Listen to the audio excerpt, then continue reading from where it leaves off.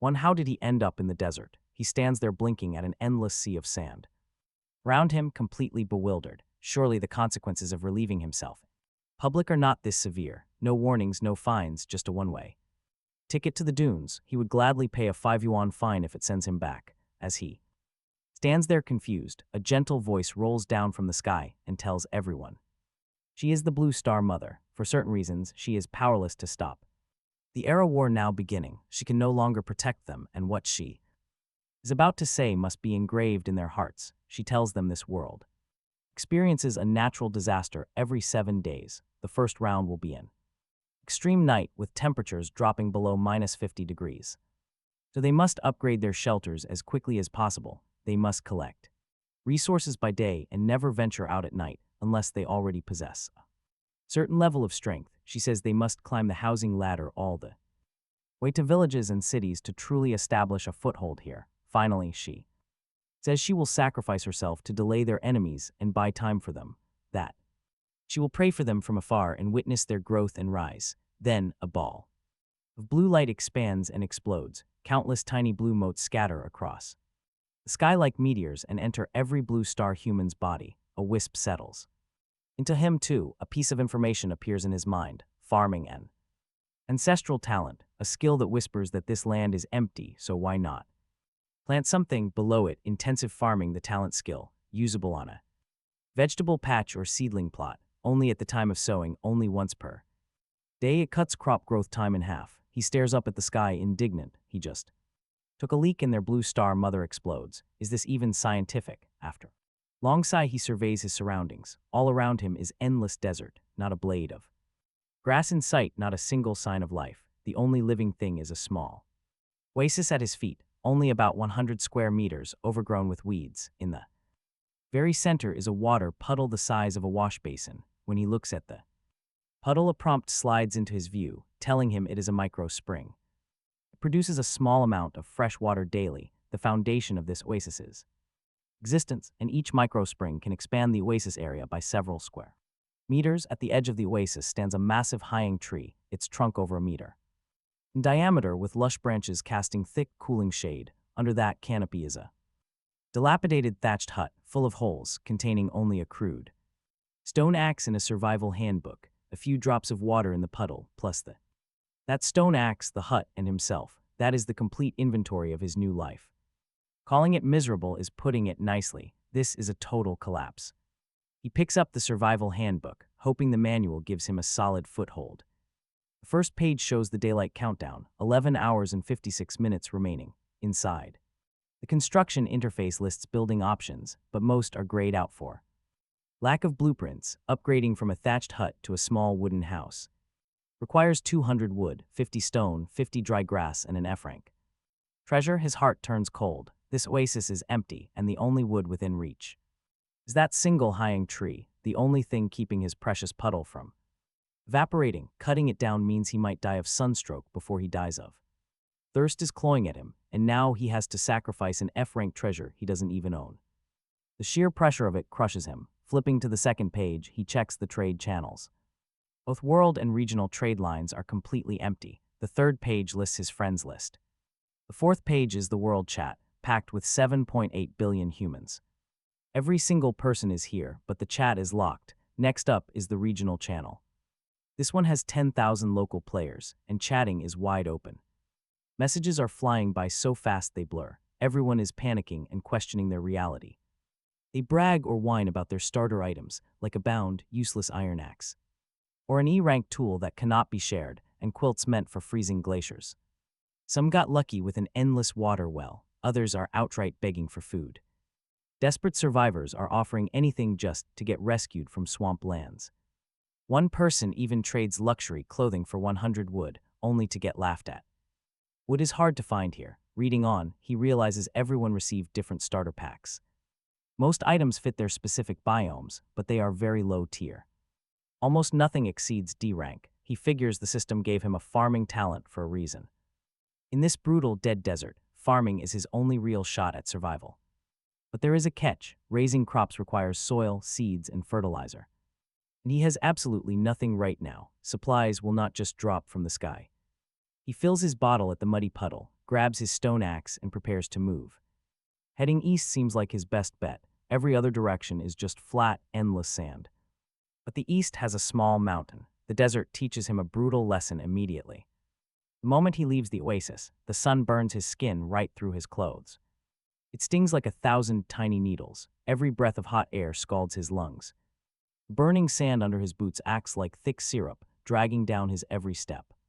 He does not have a thermometer, but with the direct sun beating down, it is bad. The ground heat makes the temperature feel like at least 50 degrees Celsius. He is basically walking inside a giant, open oven.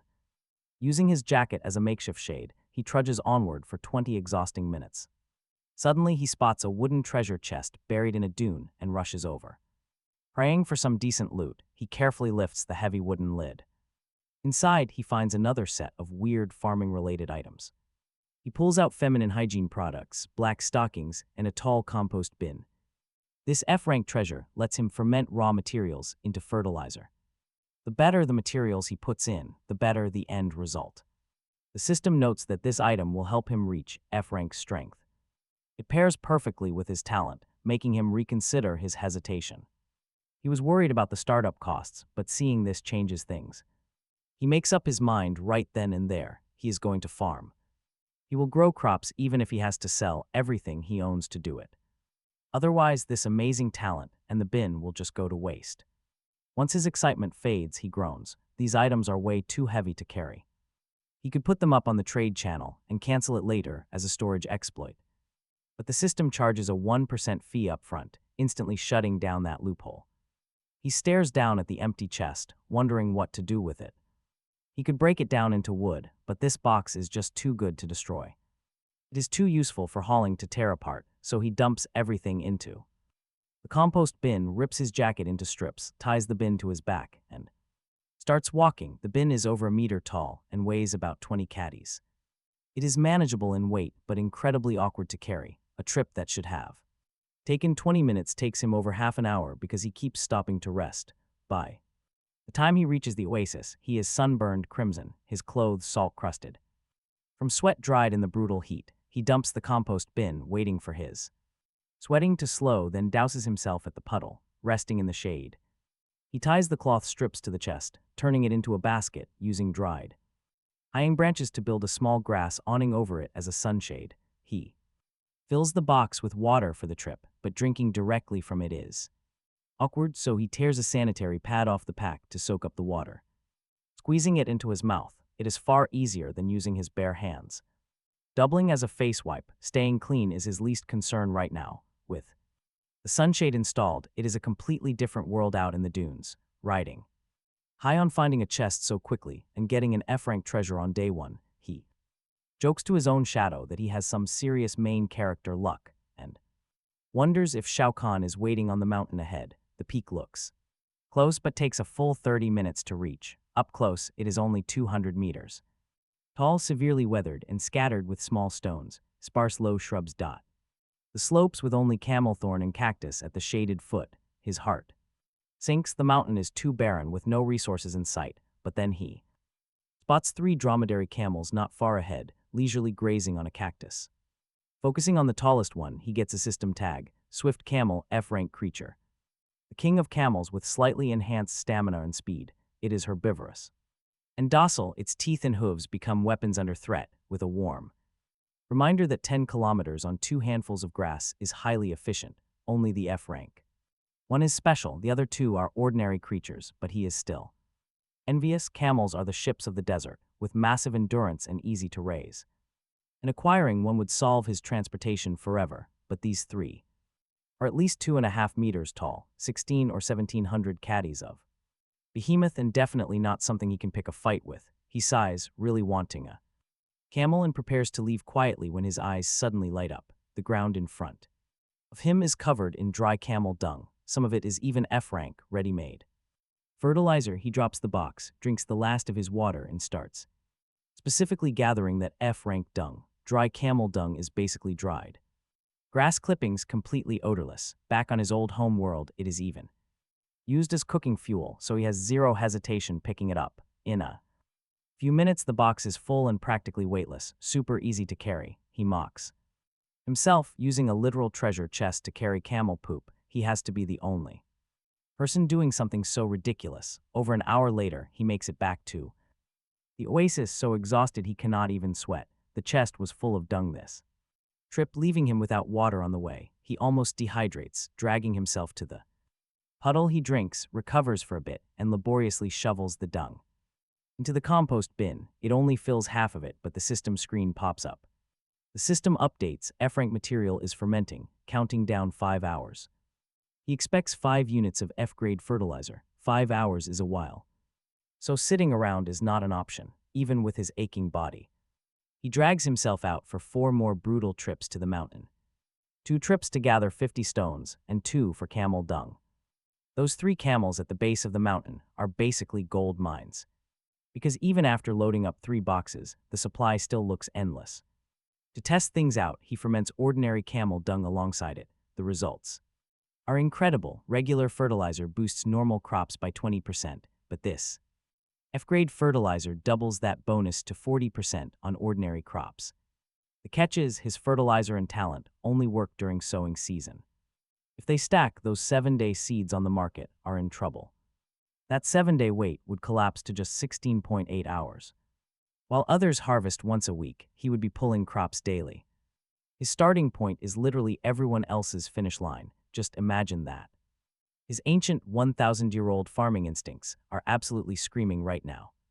He needs plots, he needs seeds, he just wants to start farming. Taking a breath under the high tree, he takes stock of his inventory. 1 stone axe, 50 stones, some pads, stockings, and 5 basic fertilizers. Add 5 F-grade fertilizers and a splash of fresh water to that. The fertilizer is his gold mine, making it the only tradable asset. It hurts to sell after sweating all day in the blazing sun. But raw materials never fetch a premium, and he is dead broke. So fertilizer it is, since there is plenty more dung tomorrow anyway. Priority 1 is securing a plot and seeds to get things moving. Soon he will have an endless supply of fresh food coming in. Since the main channels are locked, he checks the regional trading hub. Almost every post is a desperate cry for food, with barely any sellers. Searching for fertilizer shows massive demand, mostly offering basic wood and stone. Absolutely nobody is selling. He can finally breathe a sigh of relief. This brutal food shortage has sent fertilizer value straight to the moon. Opening the chat reveals nothing but absolute chaos and complete despair. People are offering gold necklaces for just 50 grams of meat. Others trade massive IOUs for a bite, while some leave dying wishes. There are reports of snake bites from digging up worms for food. Some spend all day digging for yams, while others poison themselves with bark.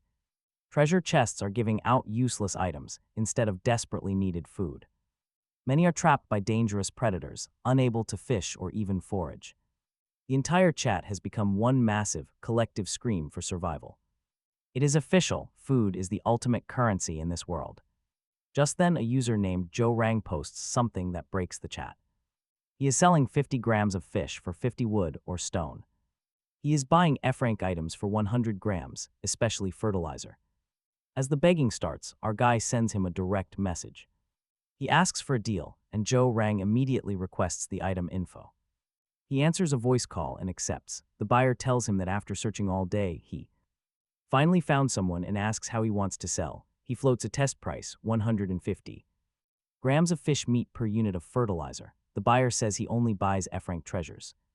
For 100 grams, claiming his price is too high, he counters that 1 unit of fertilizer matures crops a day and a half early and yields 20% more, making it just as valuable as an F-rank treasure, especially since he is the only fertilizer seller in the entire trading market, so the price is totally fair. The buyer hesitates for a few seconds and offers 150 grams if he commits to 10 units a day. He refuses. Without hesitation, his output is too low and he needs it himself. They bargain for a long time, finally settling on 1 whole fish of at least 600 grams per unit. Of fertilizer, the first transaction is 5 units of ordinary fertilizer for 1 whole sea fish, slightly over 600 grams. Then he probes further, asking, since you are buying fertilizer, you must have vegetable patches and seedling plots. Do you have any spares? The buyer laughs and says yes, but vegetable patches grow grains and so are much pricier, while seedling plots only grow trees and are cheaper. He sends the F-rank Fertilizer info without a word, and the buyer curses outright at how good the stuff is, asking why he did not bring it out earlier, and sets a hard cap of at most 1 vegetable patch and 2 seedling plots. These items are incredibly rare, with his talent limited to 1 use a day. 1 plot is plenty for the early stage, so he thanks him quickly. He immediately raises his condition, asking for 5 units of F-grade fertilizer daily. Our hero laughs and explains that F-grade fertilizer requires a massive amount of F-grade raw materials. If the buyer can supply those raw materials himself, he can do a 50-50 split. Otherwise, he can only trade extras when available. The output is just too low, though he wants to trade for more. The buyer sounds disappointed but accepts. They bargain again and finally agree on 4 units of F-grade fertilizer for 1 vegetable patch and 2 seedling plots, plus 4 more fish near 700 grams each, yielding over 500 grams of pure meat. Pretty generous. He quickly trades the 5 fish for the exact resources he needs to upgrade his wooden house along with seeds and daily necessities. Food is absolute hard currency. With no seeds left in the trade channel, he posts in chat offering fish meat for seeds, asking sellers to message him directly. Sadly, his shout finds no seeds. Instead, it attracts a total oddball, and trust me, you are not ready for this guy. He calls our hero boss, claiming he has every variety of seed imaginable, all at a great price of only 100 grams of fish meat. Our hero's mouth twitches. He cannot tell if the seeds are real, but this guy is unmistakably a total degenerate. The chat names he drops are all adult film stars from back home. The chat section also pivots immediately, asking Lee John how exactly he plans to deliver his seeds. There is no computers here, no cloud storage, no internet, but someone suggests that since all blue star humans were summoned here, too, Lee John could just find those actresses, see if they want to resume their old profession and host a live broadcast for everyone. Someone declares this an incredible business opportunity, and the chat explodes with a chain of agreements offering to take a cut. With the channel completely derailed, he moves to private messages. The temptation of food at this stage is massive. His post draws 99 plus private messages and friend requests, though most are just freeloaders. He runs a keyword search for seeds, filtering the results down to just over 200. After stripping away listings without item info, only 30 remain. For a Dragon Country native, rice or wheat is the ultimate staple. Checking each option, he spots a single seller offering 10 grains of dry land rice seeds for 1,000 grams of fish meat. After some fierce bargaining, he closes the deal at 850 grams. The system description matures every 7 days, yielding a sweet, fragrant staple food option. To his utter surprise, the dry land rice in this strange world looks as massive as eggs, with each grain weighing at least 30 grams. Their potential yield remains a mystery, but if they behave like blue star crops bearing hundreds of grains per stalk, he will be laughing in his sleep. With soil and seeds ready, his journey begins. He starts with a quick test, planting directly in the Oasis. Works, but his special talent cannot trigger, requiring 6 long months. His special vegetable patch is different, allowing 10 seeds to grow anywhere. Since it is far too valuable to leave outside, he places it inside his hut. He sows the 10 seeds, adds F-grade fertilizer, waters, and casts his intensive farming skill. The crop status updates to perfect condition, showing ample moisture and a harvest countdown of 16 hours and 47 minutes. His passive talent and the fertilizer stacked to slash growth time by 90%. This means daily harvests. With food prices soaring, this combo is a total cheat. He can easily stockpile massive resources and acquire powerful F-rank treasures. Widening the gap between himself and the rest, food security is finally locked in. His spirits are absolutely soaring. To celebrate, he prepares a warm fish soup. As he cooks, the desert sun dips below the horizon and the temperature immediately plummets. It drops by more than 10 degrees in a single heartbeat, becoming freezing cold. To survive the bitter night, he rushes to buy pottery pots and bowls. Using 180 grams of fish meat, then fills his pot with water. Lights a cozy bonfire inside and starts cleaning and gutting his catch. While preparing the fish, he realizes he cannot sleep on simple dry grass tonight. He will definitely catch a serious cold. He immediately opens the trading channel to search for blankets. Finding absolutely nothing, he offers to trade valuable fish meat for warm bedding. Players with stock quickly flood his inbox. Once again, the desperate crowd loses its collective mind. Starving players beg for leftovers, offering whatever they can. Some even trade their dignity just for a taste of fish entrails. He only wanted simple betting, yet they are all drooling over his trash. Back on Blue Star, these scraps are things even dogs would reject. But here, survivors fight over them. This harsh environment truly changes people.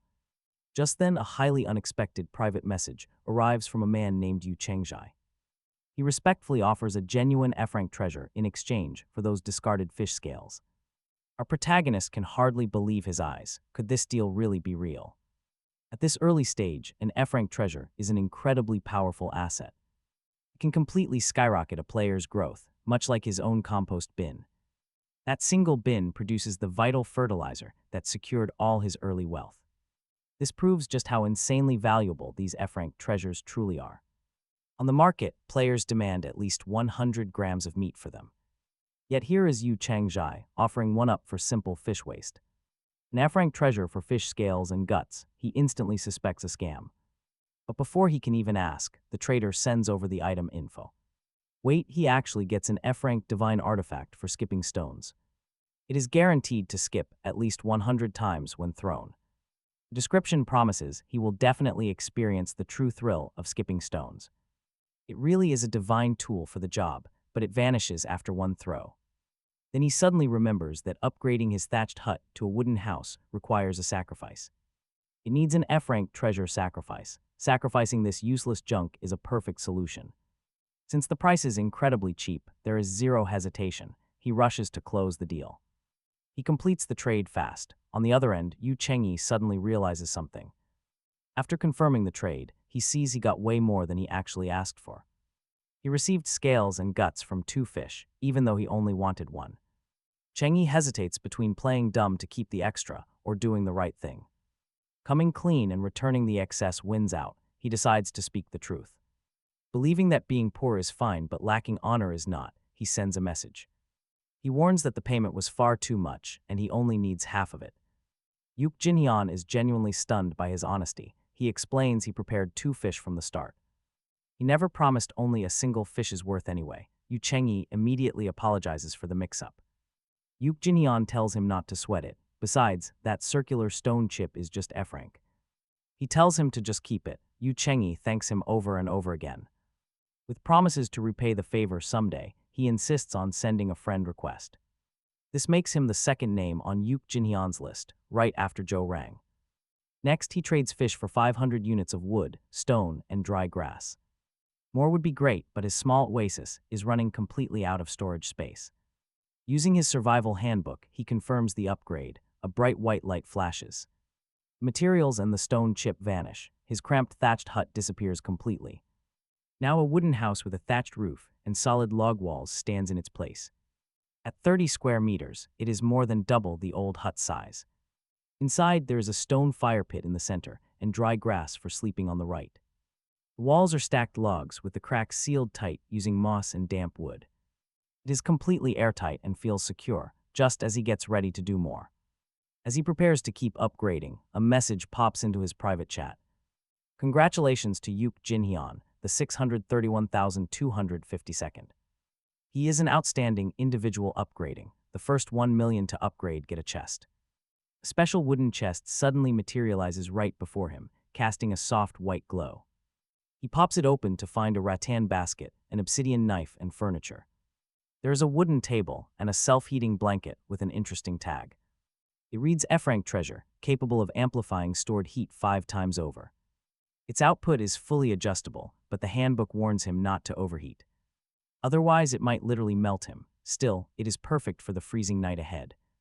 It is perfect for the extreme night approaching, but opening the handbook for the next. Tier upgrade leaves him totally speechless. The next level stone house demands 1,000 stone. It also needs 300 wood, 100 lime, and 5 F-rank treasures. 5 F-rank treasures. The system is basically robbing him blind at this point. Still, the upgrade offers proper rooms, a courtyard, a fence, and a massive cellar. Sure, it is worth the price, but not tonight. Instead, he scans the chat. He searches for betting, but there is absolutely nothing. He posts a quick message. He offers fish meat for betting and tells them to send offers. No rush, though. Suddenly, a guy named Wang Heyoung drops a sarcastic reply. mocking his post. He tells him to buy it or shut up, asking if he is just bragging about having fish. What is there to even brag about? A few others join in, calling fish too smelly anyway. Anyone can catch fish, they say. He is honestly just too lazy to argue with them. There will always be people calling the grapes sour when they cannot reach them, but then, right as he goes to close the handbook, Yu Chung-dai suddenly steps in to defend him. He tells Wang He, young, that the man eats fish because of his own strength. If he is so capable, he should go catch some himself instead of barking here. Wang He-young sneers back, mocking him as the idiot who traded treasures for trash. An F-rank treasure for scales and guts, Yu Chung-dai fires right back. He claims he has plenty of those treasures and loves spending them anyway. He keeps pushing, asking if Wang He-young is so great, why does he not have a number? He openly calls him completely useless and easily triggered. This heated argument immediately makes everyone else in the chat curious. What does having a number mean? Yu Chung-dai explains the whole thing.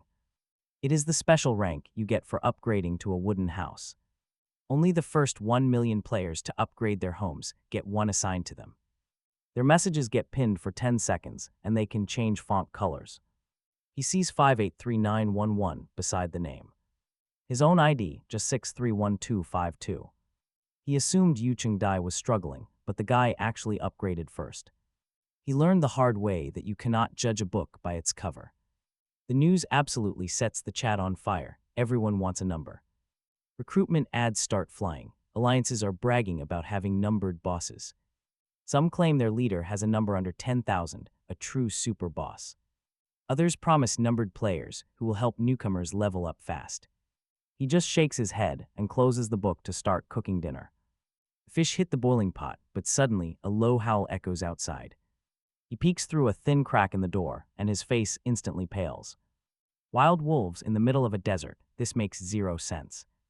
Under the moonlight, over a dozen skinny sand wolves with glowing eyes surround the house. They circle the wooden cabin, frantically searching for any way to get inside. Realizing there is no opening, they begin gnawing on the solid wooden walls. The agonizing creak of fangs sinking into the planks fills the room. Sharp claws scrape against the timber, making his skin crawl with pure dread. He cannot see them, which only makes his imagination run wild with terror. He pictures the thin wall shattering, a dozen hungry beasts rushing inside to tear him apart. But maybe, just maybe, the thick log walls will hold them off. Maybe they will eventually tire themselves out and leave him in peace. His mind races back and forth. He sits there, gripping his stone axe tight.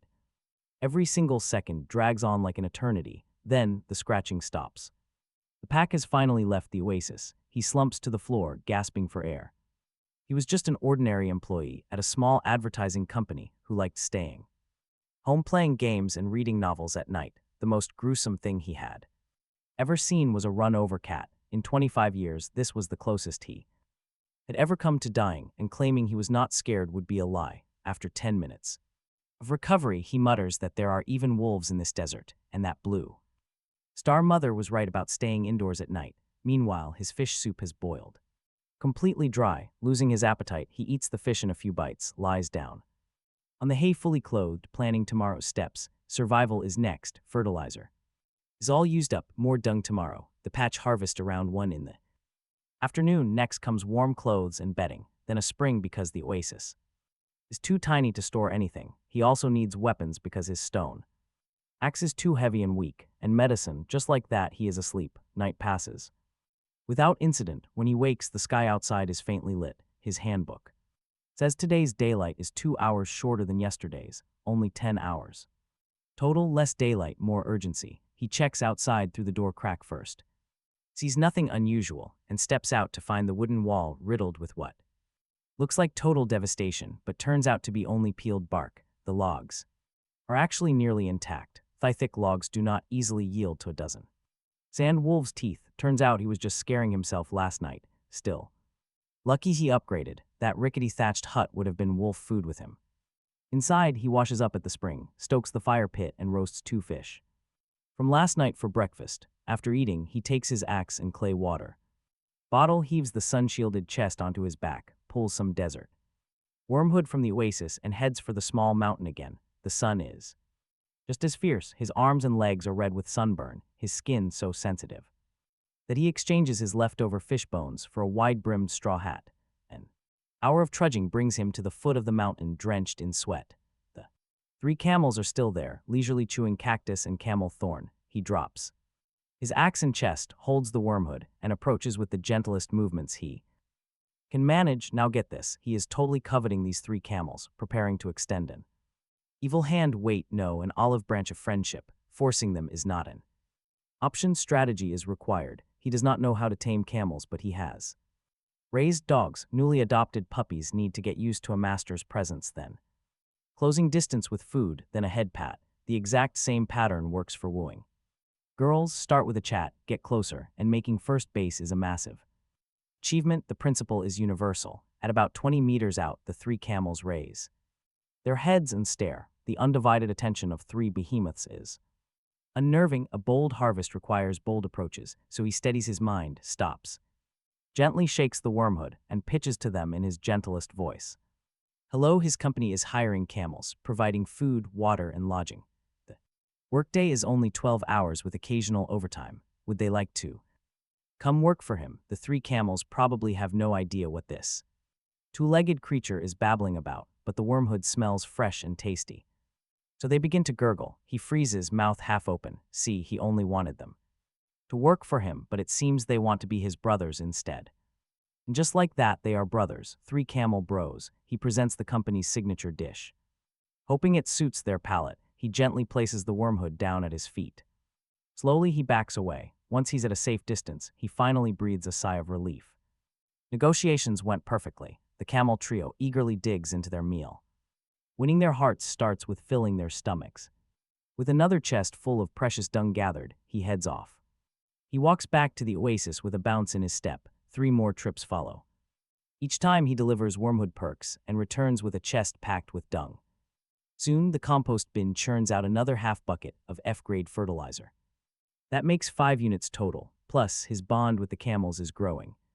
He started 20 meters away, but now he can get within 10 without them flinching. At this rate, they will be best friends in no time, but by his 3rd trip back, the desert heat has him completely drained. He collapses into the shade to rest. He times his rest perfectly, catching the most exciting moment in his garden. Thanks to his talents, skills, and strong fertilizer, the dryland rice has fully ripened overnight. All 10 plants have massive stems thick as an arm, stretching to an insane 1.5 meters. Heavy, loaded ears hang low, packed with rice grains the size of chicken eggs.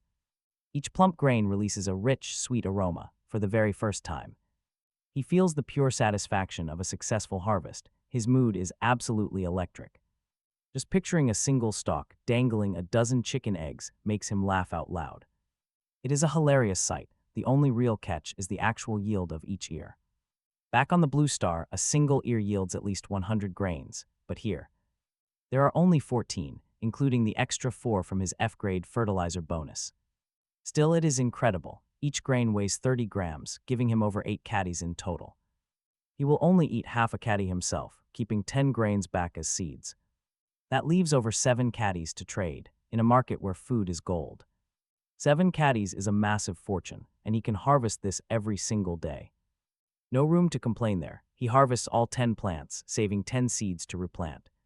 He waters, fertilizes, and keeps farming. The routine is already second nature. By 1:30 p.m. tomorrow, his next harvest will be ready. He peels the grains. Husking them by hand is surprisingly simple, sliding right off without any struggle. The fresh grains gleam warm and white, looking exactly like peeled hard-boiled eggs. After a long morning, he is exhausted and starving. That aroma makes his mouth water. He drops 5 massive grains into a clay pot, since they are so huge. He fills the pot with water to make sure they cook through completely. Even porridge would be great. Over a hot fire, the water starts to boil. A thick, comforting scent of cooking rice fills the room, pushing the lid up. His stomach growls. Half an hour later, the rice grains are ready. They have swollen to the size of thick, fluffy, steamed buns. Testing them with chopsticks shows they are soft yet firm. It is finally time to eat. He takes a hot bite. This rice is incredibly soft, sticky, and naturally sweet. It tastes 10 times better than anything back home. No side dishes are even needed. But he definitely overestimates his stomach. Just 3 grains have him stuffed. Along with a bowl of thick broth, he is completely full, leaving 2 grains left. Suddenly, an idea strikes. He snaps a quick picture of the leftovers. He uploads a photo to the group chat, playfully asking his brothers to guess what it is. Guesses flood in, ranging from eggs and tofu to coconuts and massive ostriches. After 10 minutes of fun, he reveals the shocking truth, showing them that the small one is raw rice while the big ones are cooked. Honestly, the chat absolutely loses its mind. They go completely wild, with users frantically begging him for any leftover rice-washing water. Or even a tiny sip of starchy soup. Another user jokingly pleads for his wife. While someone calling himself Emperor Qin, Shi Huang demands a bowl as his dying wish.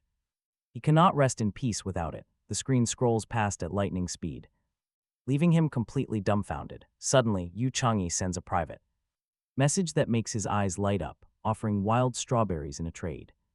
He wants a bowl of warm rice water. Right now, the protagonist has no worries about basic food or drink, but fresh fruits are incredibly scarce.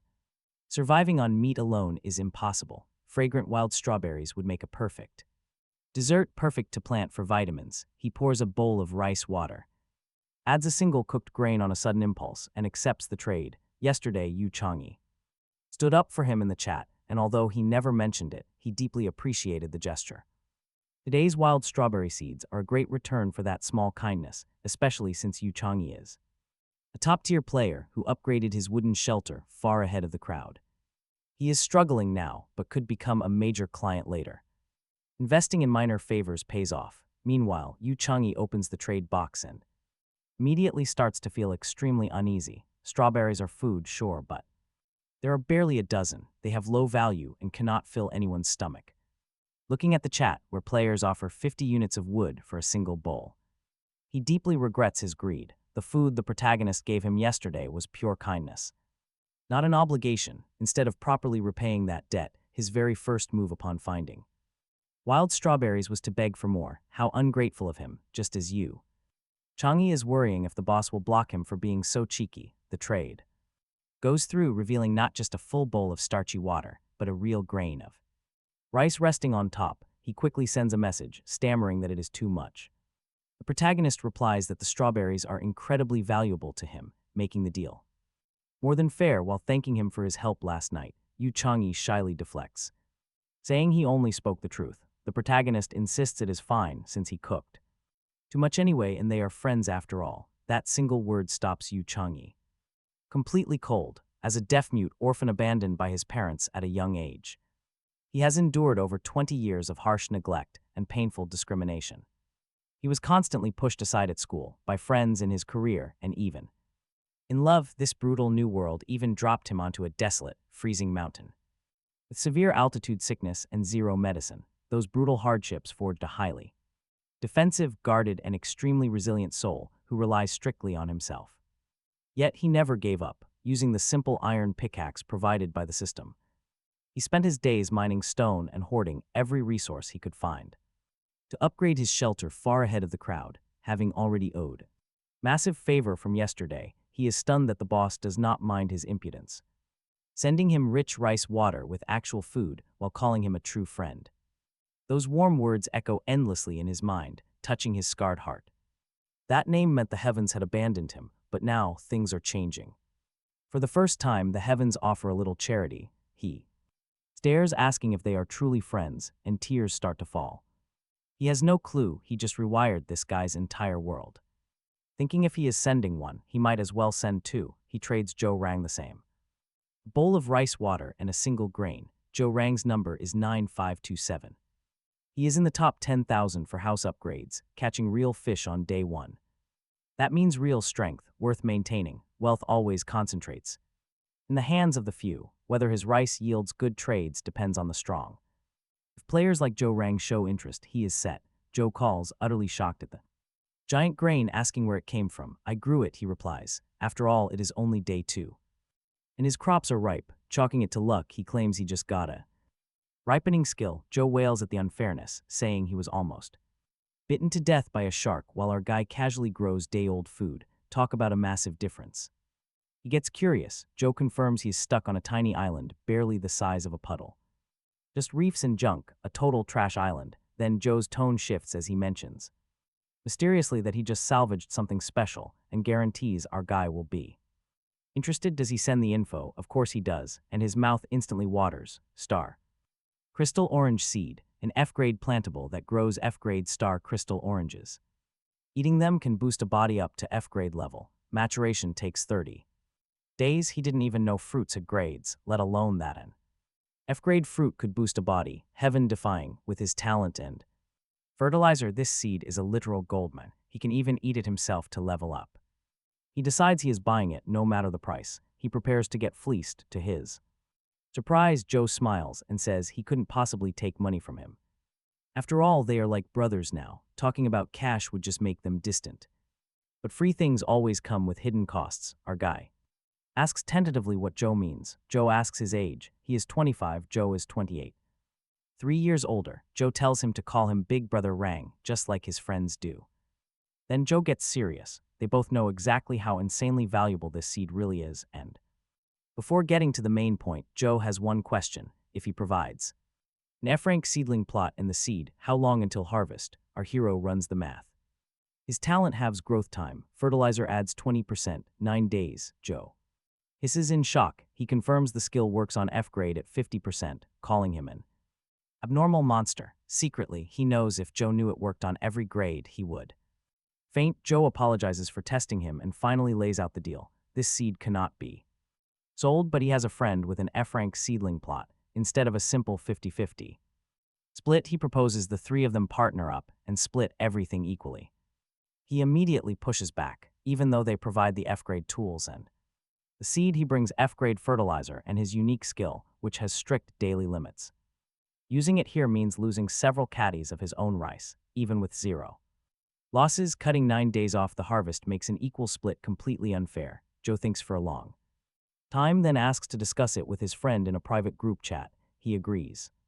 After the call, he realizes he was just promoting rice water, but now the conversation has drifted to cooperative tree planting. Meanwhile, the world chat keeps begging for rice water, so he posts that rice water is free for the first 10 messages only. The chat erupts in praise and requests fly in as he gives a small half bowl to each of the first 10, making the topic rice water, which is great free advertising. After 10 minutes, Joe Rang has not replied. Still, he is not anxious. His skill and fertilizer can ripen an F-grade fruit tree in 9 days. Who else has that? As long as Joe Rang is not a fool, he will seek a partnership. He tidies the bowls and chopsticks, then bundles a harvest and straw to give the 3 camel bros a taste. Sweating through another hour to the foot of the mountain, the 3 camels have adapted enough to his feeding that they do not flinch when he approaches. He now presses to within 10 meters, inching closer and taking an inch when given a mile. Whether camel bro and the others sense he has no ill intent or are captivated by the fresh straw, they let him get within 2 meters before flapping their ears uneasily and crouching to flee. He freezes with a harmless smile and tells them to come. The company is giving out benefits, inviting them over as he gently extends the straw toward the mouth of Camel Bro. Camel Bro sniffs, then chews in big mouthfuls. The other 2 see Camel Bro happy and come over for theirs, while they eat. He takes the chance to observe them properly. The tallest, that swift camel he has been calling Camel Bro, is about 3 meters at the shoulder and a ton in weight. He feels like a tiny shrimp in front of him, the kind that would cry for a long time if kicked. The other 2 are around 2.8 meters, and the smallest looks like a mature juvenile at around 2.3. Because of this close look, he finally figures out why the 3 camels have been so reluctant to join his company. The swift camel is male, meaning Camel Bro is fine. The other 2 are both female, and the smaller one clearly belongs to the couple daughter. He realizes he got their names totally wrong. No wonder this family of 3 refused to join, but he corrects his mistakes as soon as he sees them. So he quickly adjusts: Camel Bro, Camel Sis, and Camel Nu. He invites the whole family to join the company. He solemnly promises them 5 insurances and 1 housing fund, holidays, festive red packets, food, drink, and accommodation. Meals are improved with extra dishes every few days, only occasional daytime work, and a daily contribution of poop. With such conditions, why hesitate? While spouting this nonsense, he sneaks closer to Camel Nu and tries to touch her hump, since kids are easier to bully. But unfortunately, even though Camel Nu is young. Her parents have clearly taught her not to let strain. Opposite sex animals approach. Before he gets close, she raises her head and starts gargling, leaving his hands stopping awkwardly in midair. Bad timing. Helpless, he picks up another box of dung and leaves dejected. By the time he gets back to the Oasis, it is 6 in the afternoon with half an hour of daylight left. Joe Rang sends a voice call, requests the moment he steps inside. He has been waiting for hours, and finally the call connects. Joe claims he almost lost him. He asks in alarm what happened, but Joe says no. He was bitten by a shark while collecting fish, fighting it for over an hour before managing to kill it. He sends a picture of the shark cut in two, leaving him gasping. Brother Rang really is incredibly tough, almost abnormally so. He pulls them both back to business, with Joe Rang's partner leaving him to handle the deal. They only need to talk shares. Joe asks him to go first, so he suggests a 60-40 split. Joe tries to guilt-trip him, asking if Big Brother is just a meaningless title since he is asking for such a high price. He calmly replies that it was only a suggestion and asks Joe what his own offer would be. Joe clears his throat, offering a 50-50 split with some extra fish to sweeten the deal. But he cuts Joe off, asking if he really looks like someone desperately lacking basic food. Joe coughs and begs for pity, crying that his island is just a miserable, treeless reef. In response, he points out that he is stuck in a barren desert without even a patch of grass. If they are comparing misery, he is definitely worse off, making the 60-40 split totally fair. To prove he is not bluffing, he snaps a photo of the desolate dunes and sends it over. Joe takes one look, quickly drops the pity act, and tries playing the emotional card instead. He asks what he thinks of him. The dry reply is that if he gets 60% and they get 40, then Joe is the best Big Brother ever, seeing he refuses to play by the rules. Joe quickly changes his tune and admits that he and his partner have already discussed it. They want 40% for him, leaving at least 30% for each of themselves. Handing over the F-rank seedling plot and F-grade seeds is a massive risk for them. It would be unfair to get less than 30%. He carefully weighs the offer. Both items are priceless right now, and trusting him with them is a genuine gamble. They are trusting him not to run off with the goods. Plus, from last night's deal, Joe Rang actually over-delivered on the 500 fish, so he decides to make a final counteroffer. He tells Joe that since they are both reasonable men, they should meet in the middle. He proposes taking 50%, leaving 25% for each of them. Joe is instantly ecstatic. But moments later, Joe freezes and literally slaps his own face. Talk about immediate regret. They are about to make a massive fortune, but he wonders if this deal is truly optimal. Is a half harvest in 30 days really better than getting 2.5 tenths in 9? In 30 days, F-grade food might be common, but in 9 days, it will be incredibly rare. This continuous share means staying ahead of the game, and one step ahead means everything. Starting to strengthen their bodies 9 days early is a massive advantage. It is a completely different league compared to waiting 30 days. Their actual bottom line was letting him take 70% while they took 15%, fearing he might refuse.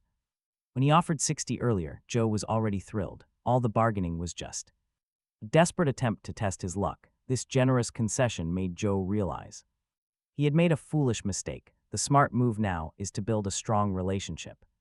Once he acquires other F-grade foods, he will naturally want to share them with Joe. Compared to the massive potential benefits ahead, this small share is practically nothing. Since the split is already locked in, there is no point in changing it. The more F-grade food Joe can secure, the better off they will all be. Nobody would complain about having too much premium food, but Joe cannot just sit idle. Conveniently, he has an unneeded F-grade blueprint, so he decides to gift it to him. He will exaggerate its value to make our hero feel indebted, cementing their bond. He gathers coarse salt from the reefs, beach seaweed, and the F-grade blueprint from his chest. With everything prepped, Joe confidently initiates the trade request. Once the transaction is complete, he waits for Joe Rang to send the promised plot. Minutes tick by in total silence, just as he wonders if Joe is backing out. A trade request suddenly pops up with even more items than they originally agreed upon. Seedling plot star crystal orange seed, an F-rank blueprint, and 3 palm-sized crabs, seaweed, and a small bowl of salt. He asks if those went to the wrong person. The man says there is no mistake. Since our main character yielded, his big brother must show some appreciation. That F-rank blueprint cost him 5,000 grams of fish through begging. and pleading intended for himself, but now it is his. These crabs are fresh. And almost cost him his arm to a shark, since everyone lacks vegetables. The seaweed will have to do. He boiled the sea salt himself. It is nothing valuable. So please accept it. Our protagonist says he is too kind. The man laughs, did he not? Think of his big brother first when he got the rice. This is just returning the favor, please. Do not refuse, or he is not treating him like a friend. Based on his experience, this speech locks the favor onto our guy. What the man never expects is that he accepts but not. For free, he returns 20 grams of rice and 2 units of F-grade fertilizer, with food. This precious F-grade fertilizer is more valuable than ordinary F-rank. Treasures he refuses, but our guy says if he does not accept, he is returning his gifts. The man relents. He wanted our protagonist to owe him, but the F-rank blueprint. And the supplies end up given, but not truly given. His sneaky scheme completely backfired. Our protagonist does not care about his calculations, only looking at the F-rank blueprint. In his hand, an F-rank heated Kang blueprint, allowing him to craft an F-rank heated Kang bed for low temperature conditions. It comes with a warm reminder that getting on the bed with a little cumin might bring a surprise. Heated Kang bed is a massive find for the coming polar night, but the materials are tricky: stone slabs, clay and lime. Stone and clay are easy, with plenty. The trade channel: stone slabs are harder, only appearing occasionally on the market, with no one knowing how to mine them. As for lime, nobody has found any so far. No one knows how to get it, but the heated bed must be built before the polar night. One self-heating blanket alone will not cut it. He sweeps the trade channel first. Then the chat. Unlike last night, he is holding a huge sum and feels incredibly wealthy. From today's harvest, he keeps 10 for seeds, leaving him with 105.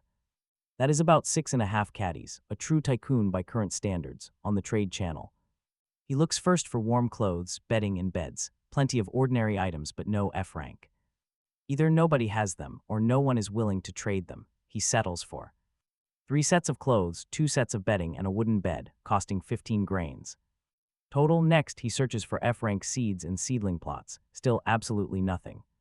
Sustainable items are just not on the market, but he spots one water spring and the seller asks for 5 grains. After some bargaining, he closes the deal at 4. He sweeps up other useful gear like a repeating crossbow, a sofa, a simple fireplace, a thick velvet mattress, and a wooden storage rack. That is 27 grains total. Just as he is about to close the channel, he spots some iron petal man eating flower seeds. These unique seeds can be planted inside a seedling plot too. Grow a flower with a simple consciousness. It evolves by devouring flesh and blood or using fertilizer up to C rank. Devouring flesh is unrealistic in this desert, but fertilizer works with his camel dung. A C rank ceiling makes it the ultimate guardian. Seriously, if a few of these were around last night, would those sand wolves have even dared? He buys it for 10 grains, then adds a vegetable plot for 3 grains. He drops a seedling plot beside his wooden house, plants the seed, and adds some. He drops a unit of F-grade fertilizer. It dissolves in seconds and the seed shoots up at rapid speed, sprouting a reddish-black spherical bud with a cold metallic texture. Above is a single dark red vertical pupil, giving off a pretty chilling aura. Above, an exaggerated mouth packed with rows of tiny bone-white teeth. Standing at only half a meter, this fierce creature actually looks unexpectedly cute and fierce. The tag reads iron petal man eating flower, a growth-type creature that is violent by nature, actively attacking anything nearby with extreme aggression.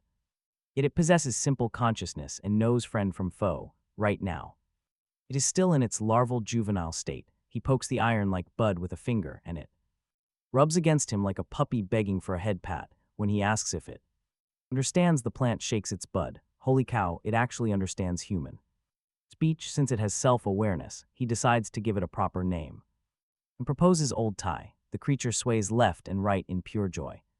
Loving the sound of it, he leans in to pat the bud again, but then Old Tie suddenly snaps at his left hand. Despite its tiny size, the plant is lightning fast. He cannot even react before those teeth are right on him, but suddenly his hand lightens. Old Tie did not bite him. It snatched the F-grade fertilizer he was holding and dropped it into its own soil. This plant can actually fertilize itself. He smiles, joking that no spirits are allowed after the founding of the nation. As the fertilizer dissolves, Old Tie begins another round of crazy, rapid growth. Its stem thickens and shoots up. The bud swells from apple size to basketball size, and those tiny teeth grow into fingertip-sized triangular blades. After passing 1 meter, the cute vibe completely vanishes, replaced by the horror of a real man. Flower, he checks the stats. 2 units of F-grade fertilizer are gone. And it is still a juvenile. Talk about a massive appetite. Out of 15 units today. 1 to rice, 2 to Joe Rang, and 2 are gone. He pours the remaining 10 into old Thai. Within minutes, the plant towers over 3 meters tall, its bud twice the size of a bathtub.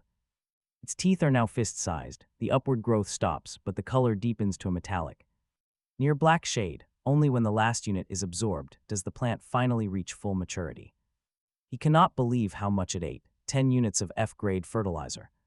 And it is not even F-grade. As he grumbles, old Thai bends down and rubs its massive bud against him. He knows the plant will not hurt him, but staring at that lipless mouth full of razor-sharp teeth still makes him pretty uneasy. He coughs slightly, telling old Thai that it is a big flower now, a massive flower, so it probably should not act like a spoiled child. But the giant single eye blinks, and a puddle of watery tears starts to pool on the rim, seeing a majestic 12-foot man eating flower act so cute instead of ferocious and tyrannical makes him wonder, did he somehow buy a genetically modified plant by mistake? He quickly caves into that pitiful gaze, telling old Thai to forget it, since they are all his children. It can rub as much as it wants. He lets the plant cling to him and drops the new spring into the puddle. The dry yellow sand around it immediately transforms into rich soil as green grass sprouts, connecting with the original land to form a 200-square-meter oasis. The puddle doubles, holding more fresh water. Finally, he can take a proper bath, drawing a bucket, and after taking a quick bath at the oasis, he returns to find something is off. Old Thai, who was originally planted on the left of the cabin, has moved. She slipped over to the right side, right next to the compost bin. Her single eye stays fixed as she drools. He asks how she got here. She even brought her entire seedling plot along. Old Thai just shivers guiltily. Suddenly, she pulls her roots straight out of the dirt like octopus tentacles. These writhing limbs let her walk and carry her heavy seedling plot easily. His jaw completely drops. This crazy plant can act cute, drool, and walk. She even fertilizes herself. Seriously, is this thing even a plant anymore? He stands stunned, realizing she has her single eye locked on the compost. Will she steal the fertilizer the second it ferments? He needs some rules. To protect his farm, he begins a very tense negotiation with her. She must get permission before eating, or he will sew her mouth shut. Once she finally calms down, he is exhausted. Normal people coax actual babies. He has to baby a giant man-eating flower. Next, he starts placing furniture. He moves the bed, sofa, cabinet, and fireplace inside to look cozy. With his place feeling alive, he goes to post another chat trade. He offers 3 grains of rice for F-grade clothes, weapons, and armor. He also wants vegetable plots and seeds, plus 35 stone slabs urgently. The price is high and negotiable. Interested sellers should direct message him.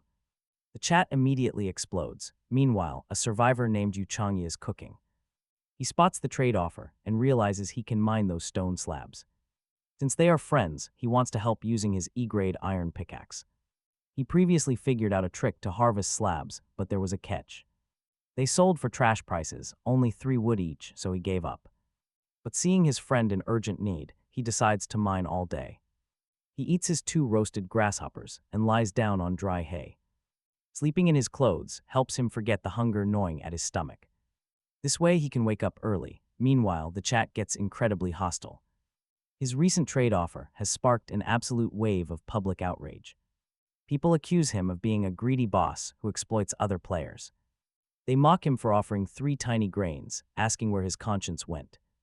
They point out that other traders pay at least 100 grams of meat. They call him black-hearted, threatening to boycott and run him out of town. Though he advertised the giant rice earlier, most players missed the midday chat.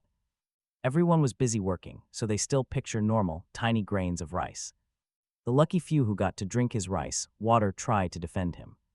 But their voices are instantly buried. No one believes his crazy claims without proof. Who would believe rice could be egg-sized, so he snaps a fresh photo.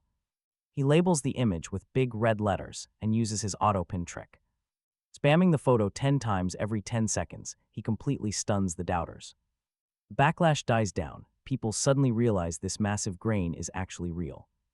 They feel terrible for misunderstanding him, especially after the free water earlier. Just 3 grains can make a full meal, and 1 grain makes porridge. He is recognized as a rare, honest boss in this brutal survival game. They realize cooked giant rice can keep a person full for 3 whole days. The loudest mockers are now turning green with regret because if he blacklists them, they are totally finished. Desperate apologies and pleas for forgiveness quickly fill the chat channel. He jots down a few names before sending a message. Forget it, ignorance is not a crime and he won't hold a grudge. They thank him profusely and immediately ask what is for dinner, begging for even his leftover rice water. Or even the pot scrubbing water. He can already see where this is going. To avoid trouble, he pretends not to see, but after this drama, more and people remember his name and the fact that he has rice as big as eggs. They announce they will trade with him whenever they want to sell things later on. But while the channel celebrates, others are not happy about his sudden rise. The merchants who suppress prices were busy buying up F-grade items.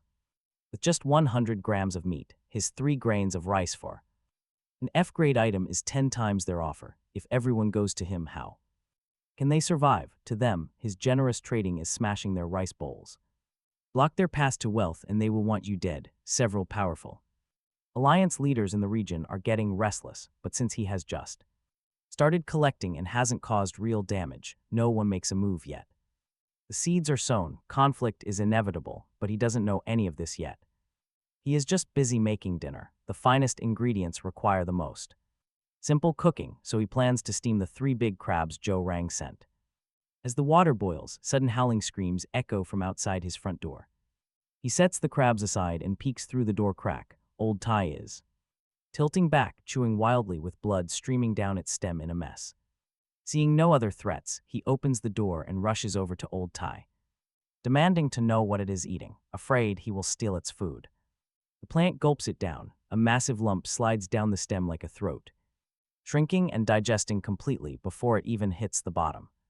While he watches in total shock, and honestly, who wouldn't be, Old Tai spits out a wooden treasure chest. He stares blankly at the blood-covered chest. The chat said wild chests spawn randomly, but they are incredibly rare. Hunting beasts gives the best drop rate, but today is only day 2. He has only found 2 chests total. One was wild on day 1, giving him the compost bin, and the other was a house upgrade reward. That gave him the self-heating blanket. Today, he didn't see a single chest. So Old Tai spitting one out means she ate a beast, most likely a sand wolf, since no other creatures visit his oasis or make those screams. He quickly praises Old Tai, telling her she is absolutely amazing from now on. Their safety depends on her. Keep it up. Old Tai sways happily like she is having a seizure. He grabs a handful of grass, wipes the blood off the chest, clasps his hands, and prays to the Blue Star Mother for a blessing, offering to sacrifice Old Tai's 10 years of bachelorhood for a good item. He opens the lid to find 2 items, screaming pepper seeds which can be planted to grow incredibly spicy peppers. Consuming them requires extreme caution. They take 7 days to mature, but having some spice is non-negotiable now. Lately his days are bland and food is tasteless. To him, a screaming pepper is way more important than salt. He gets a floral quilted jacket that loves praise.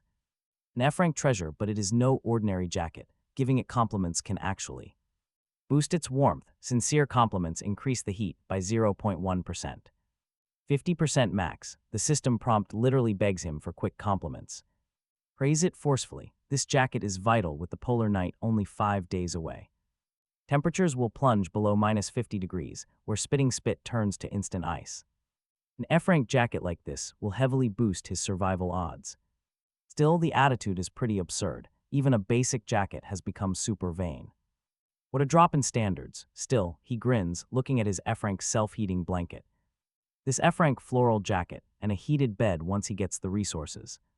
He will have 3 F-rank cold-resistant treasures. Who else can brag about that, he tells Old Tai that today is a fantastic day, so they should dance. Old Tai sways back and forth, mirroring his excitement. Dinner is 1 grain of rice and 3 steamed crabs. It is filling, sweet, and delicious, a real feast. Afterwards, he posts the floral jacket details in the world chat to farm compliments. Surprisingly, the group chat is pretty quiet. He figures other survivors must have F-rank cold gear too, so they are not overreacting. but they quickly reveal their true motive. They ask if the boss is handing out rice soup tonight. For one bowl, they will praise his new floral jacket to the maximum limit. It only takes a second. Others plead for just half a bowl, promising unique compliments that do not repeat. These guys can twist any topic back to rice soup. Honestly, it is impressive. Looking at his leftover soup, he sighs and posts the usual rule: the first 10 people to trade bowls will get soup right now. The chat instantly explodes with joy. Survivors scream their thanks. One begs for soup, but only has salty water to offer. The chat spirals into total chaos as they joke about getting run over by the hype. In the end, everyone gets their wish. His food gets free marketing once again. Compliments flood in. The vain floral quilted jacket feels incredibly satisfied and reaches its maximum limit of 50% extra warmth for the rest of the night. He boasts in chat while buying 2 seedling plots for 10 grains of rice each. Midnight rolls around. The bucket of waste from earlier is fully fermented. He gets 10 units of F-grade fertilizer. He quickly places the F rank seedling plot right next to his wooden cabin. He plants the star crystal orange seeds, fertilizing and watering them. The plant status shows that everything is perfect. The harvest countdown is 215 hours. That is 9 days. The magic orange will mature right during the freezing polar night. He is incredibly hyped for its amazing benefits. He seriously wonders if he can arm wrestle Ultraman once his body reaches F rank, even if he cannot do that. Smashing solid bricks with his bare chest would still be cool. Next, he places 2 ordinary vegetable plots inside his home. He plants wild strawberries and screaming peppers, fertilizing both. They will both mature in 4 days. Fresh food is completely secured. After finishing up, he yawns and gets ready for bed. He is not sure if it is the desert's natural temperature swing or the incoming polar night, but the air is freezing. It was over 40 degrees earlier, but now it is barely 4 degrees. Chilled to the bone, he spreads out his new milk velvet mattress and covers it with an ordinary thin cotton quilt, which feels incredibly warm. Soon he is fast asleep. The next morning at first light, he notices the dry land rice in his vegetable plot is fully matured. He gets right up to harvest, peeling 10 seeds to replant, fertilize, and water them. It is intense farming, but while he is working, Yu Chun-gi runs into massive trouble. He had gone to bed early last night just to wake up early and spend the day mining the stone slabs his friend needs, but upon waking, his head is absolutely pounding. His ears are ringing, and his head spins from 2 straight days of severe altitude sickness. Add in a complete lack of food and exhausting physical labor, and his body is finally reaching its limit. He needs rest, yet he remembers his promise to help his friend, and after a painful struggle, he grits his teeth and stands up. He has endured this agonizing sickness for days now. Today should be no different, lacking food and without the strength to spark a fire. He stumbles outside, drinking a few sips of icy mountain spring water to splash on his face. After leaning heavily against the wall for a few quiet minutes, he starts to feel slightly better. To save precious time, he grabs his survival handbook and iron pickaxe before heading out. Whenever he passes any familiar wild vegetables, he plucks and chews them, calling it his breakfast. But after 20 or 30 trips down this path, the wild plants are scarce. He continues walking on an empty stomach. The usual 10-minute trek takes over half an hour. At his current painful pace, he finally reaches the ledge where the stone slabs can be mined from the shale cleanly. His stomach is rumbling and his hands are shaking. He ties a grass rope tight around his waist to dull the hunger and mechanically starts swinging his pickaxe. His kind director grandma always told him that even a drop of kindness should be repaid with a flowing spring. Since his friend helped him, he must return the favor. Otherwise, what kind of friend is he? While Yu Chun-gi pushes past his limits, our protagonist is busy thrashing his new harvest, with 10 kepta seeds and 130 new grains and 35 leftovers, make 165 total. True tycoon status. His breakfast is just 1 grain crushed into porridge, paired with a small dish of seaweed. He did not expect a single grain to yield more than half a pot of porridge. He stuffs his stomach to the absolute brim, but still cannot finish even half. The leftovers cannot sit in this intense heat without spoiling, and trying to sell it would be a massive hassle. People just complain about him adding too much water, so he messages Joe Rang to offer him the porridge. Joe Rang replies that he just met his 5-year unrequited crush, his white moonlight, and is frantically slurping raw oysters because he wants to be fully prepared just in case he gets lucky. Honestly, eating raw oysters first thing. Morning sounds wild. With him busy, the only other friend left on the contact list is Yu Chun-gi. He brought over an F-rank treasure on day 1 and wild strawberries on day 2. Our main character wonders if he will get another surprise today. Well, regardless, he decides to send him the food. From now on, half a grain will be more than enough to make porridge. He sends a quick message asking if he is there. Meanwhile, Yu Chun-gi has mined slabs for over an hour, relying on sheer willpower. At his feet are 2 calendar-sized stone slabs, with his survival handbook currently open to the private chat. When the message lands, his tired gaze drifts over. He reads it after a long pause and replies, asking his friend to wait because he is working hard to finish up quickly. The protagonist is completely bewildered by this strange response. What on earth is he? What is Yu Chun-gi talking about? Is he delirious with a fever? That is trouble. It is already the 3rd day, with absolutely zero medicine available on the market. Falling sick in this harsh world is life-threatening, so our MC quickly acts. He fills a bottle with warm boiled water and adds a pinch of salt. It is the only help he can offer from afar, alongside half a pot of porridge. He warns Yu Chun-gi that he looks terrible, urging him to eat and rest. Our MC advises his sick ally to reach out if he ever needs support. In his feverish state, the sick man barely registers the incoming trade request.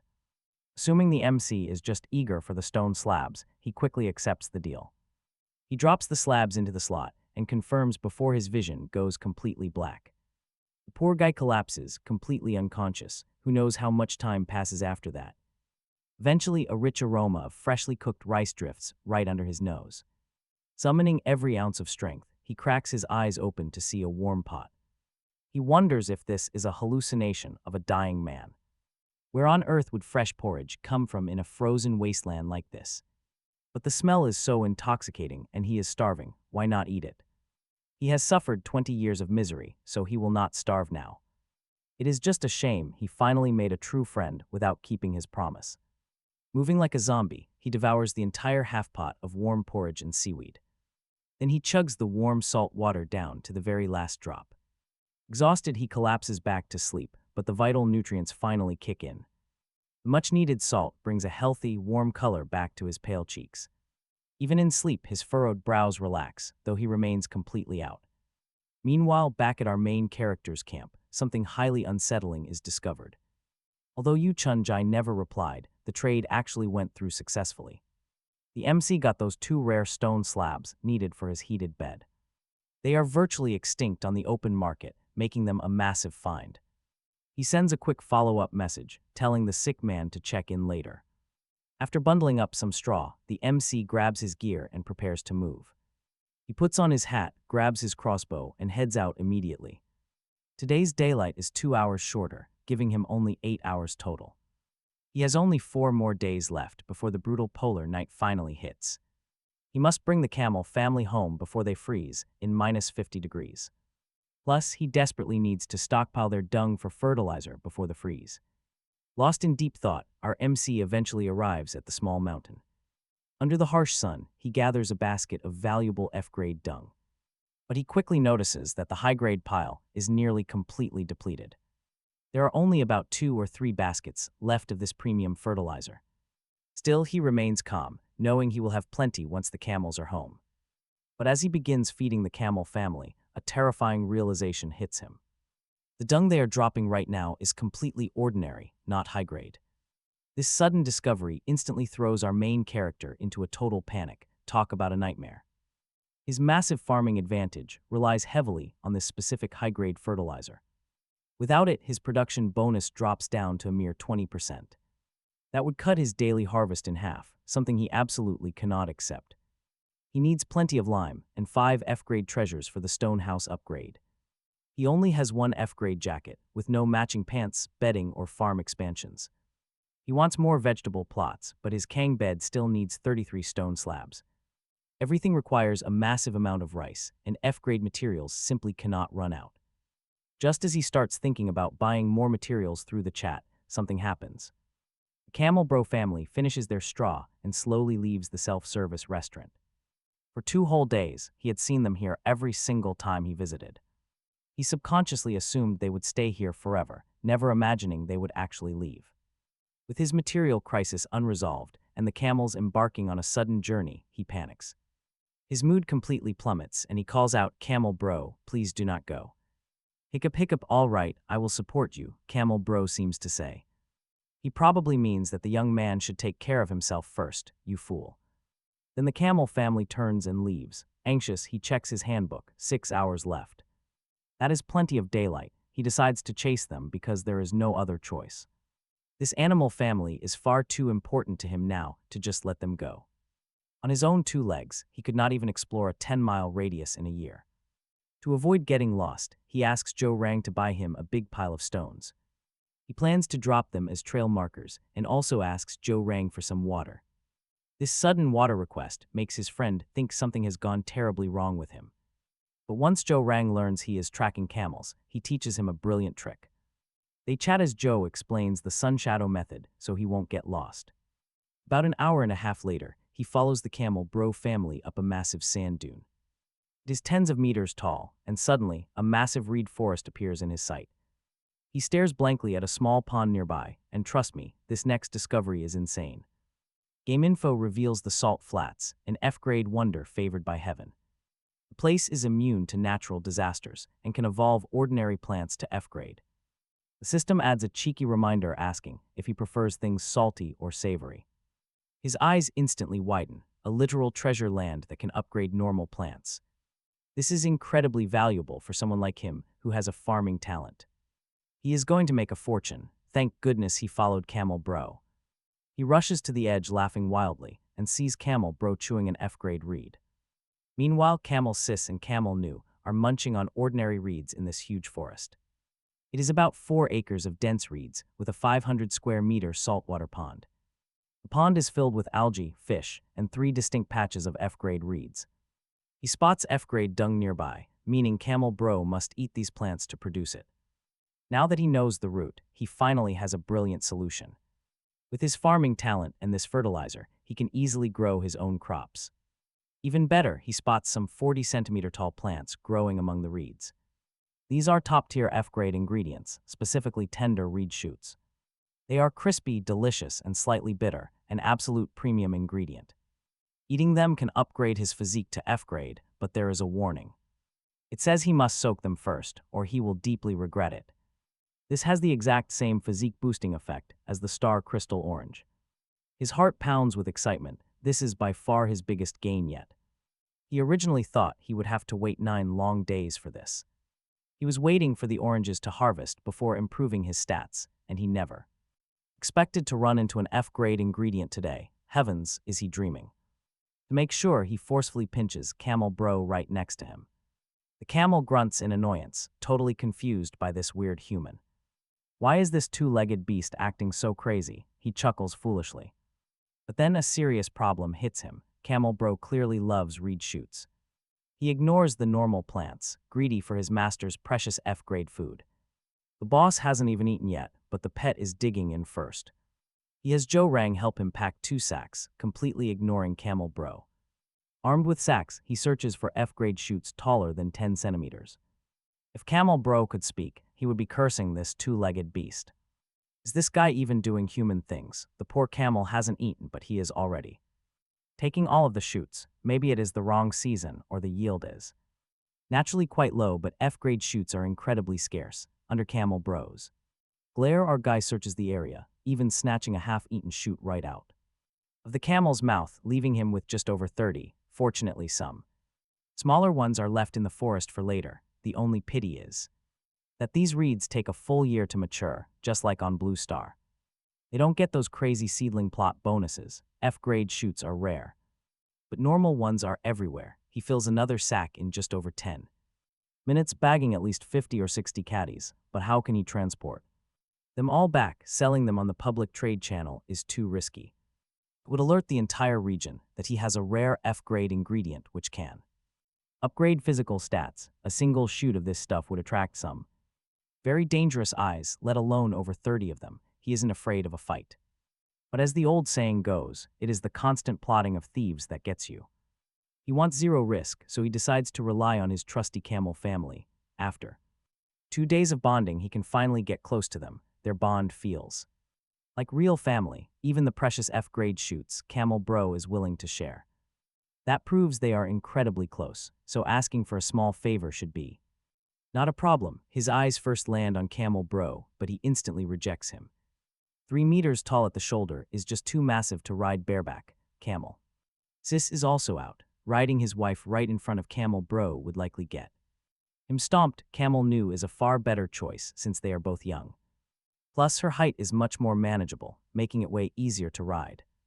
Bareback, the more he looks, the happier he is. To win her over, he collects another pile of shoots. While feeding her, he starts coaxing Camel Nu, telling her that he has always had incredibly high hopes for her. His small company urgently needs talent like her, so she should come work for him. He slowly creeps closer, reaching out to gently pat her hump. Perhaps those delicious shoots keep her happy, or she is just used to his rough handling because she doesn't react much. Overjoyed, he tries touching her neck, but she suddenly raises her head to glare at him. In that split second, his heart leaps, fearing she might kick him. Camel Nu is smaller, but only compared to Camel Bro. At 13 or 1,400 caddies, she is still a. She only gurgles twice before lowering her head to keep enjoying her meal. He exhales. Those past 2 days were not wasted because Camel Nu has secretly opened her heart to him and seems ready to come home. For the rest of the time, he keeps bringing shoots, feeding Camel Nu and staying close to build affection. He trades shoots on the chat channel for a camel halter and a bronze camel bell. There are only horse saddles, with absolutely no camel saddles in sight. Even shouting in chat finds nothing. He tries putting the halter on Camel Nu first.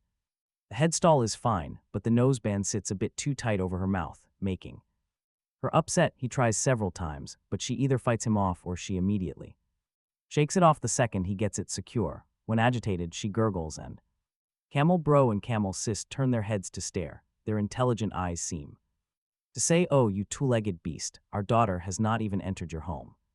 You are already abusing her in front of us old folks. Are you that shameless scumbag?" Just as he is busy coaxing Camel Nu, Yusheng, unconscious for over 2 hours, finally opens his eyes. Where is he? Is he already dead? After a long moment of confusion, he realizes he is still under the rock ledge where he was mining. In front of him, besides his iron pickaxe and shattered stones, lay an empty clay pot, a dry clay bottle, and a small dish. These 3 items quickly remind him of his dream of eating before he fainted. No wonder it felt so real, because it was. Who gave it to him is a question with one answer: his only friend. He flips through the survival handbook and reads those friendly messages over and over. To most people, they would be ordinary pleasantries, but to him they are literal miracles. Ever since Director Grandma passed when he was 13, words of care and concern had become unattainable luxuries in his heart. Over the next 10 years, his happiest moments were dreams of Director Grandma. She was the only light and warmth in his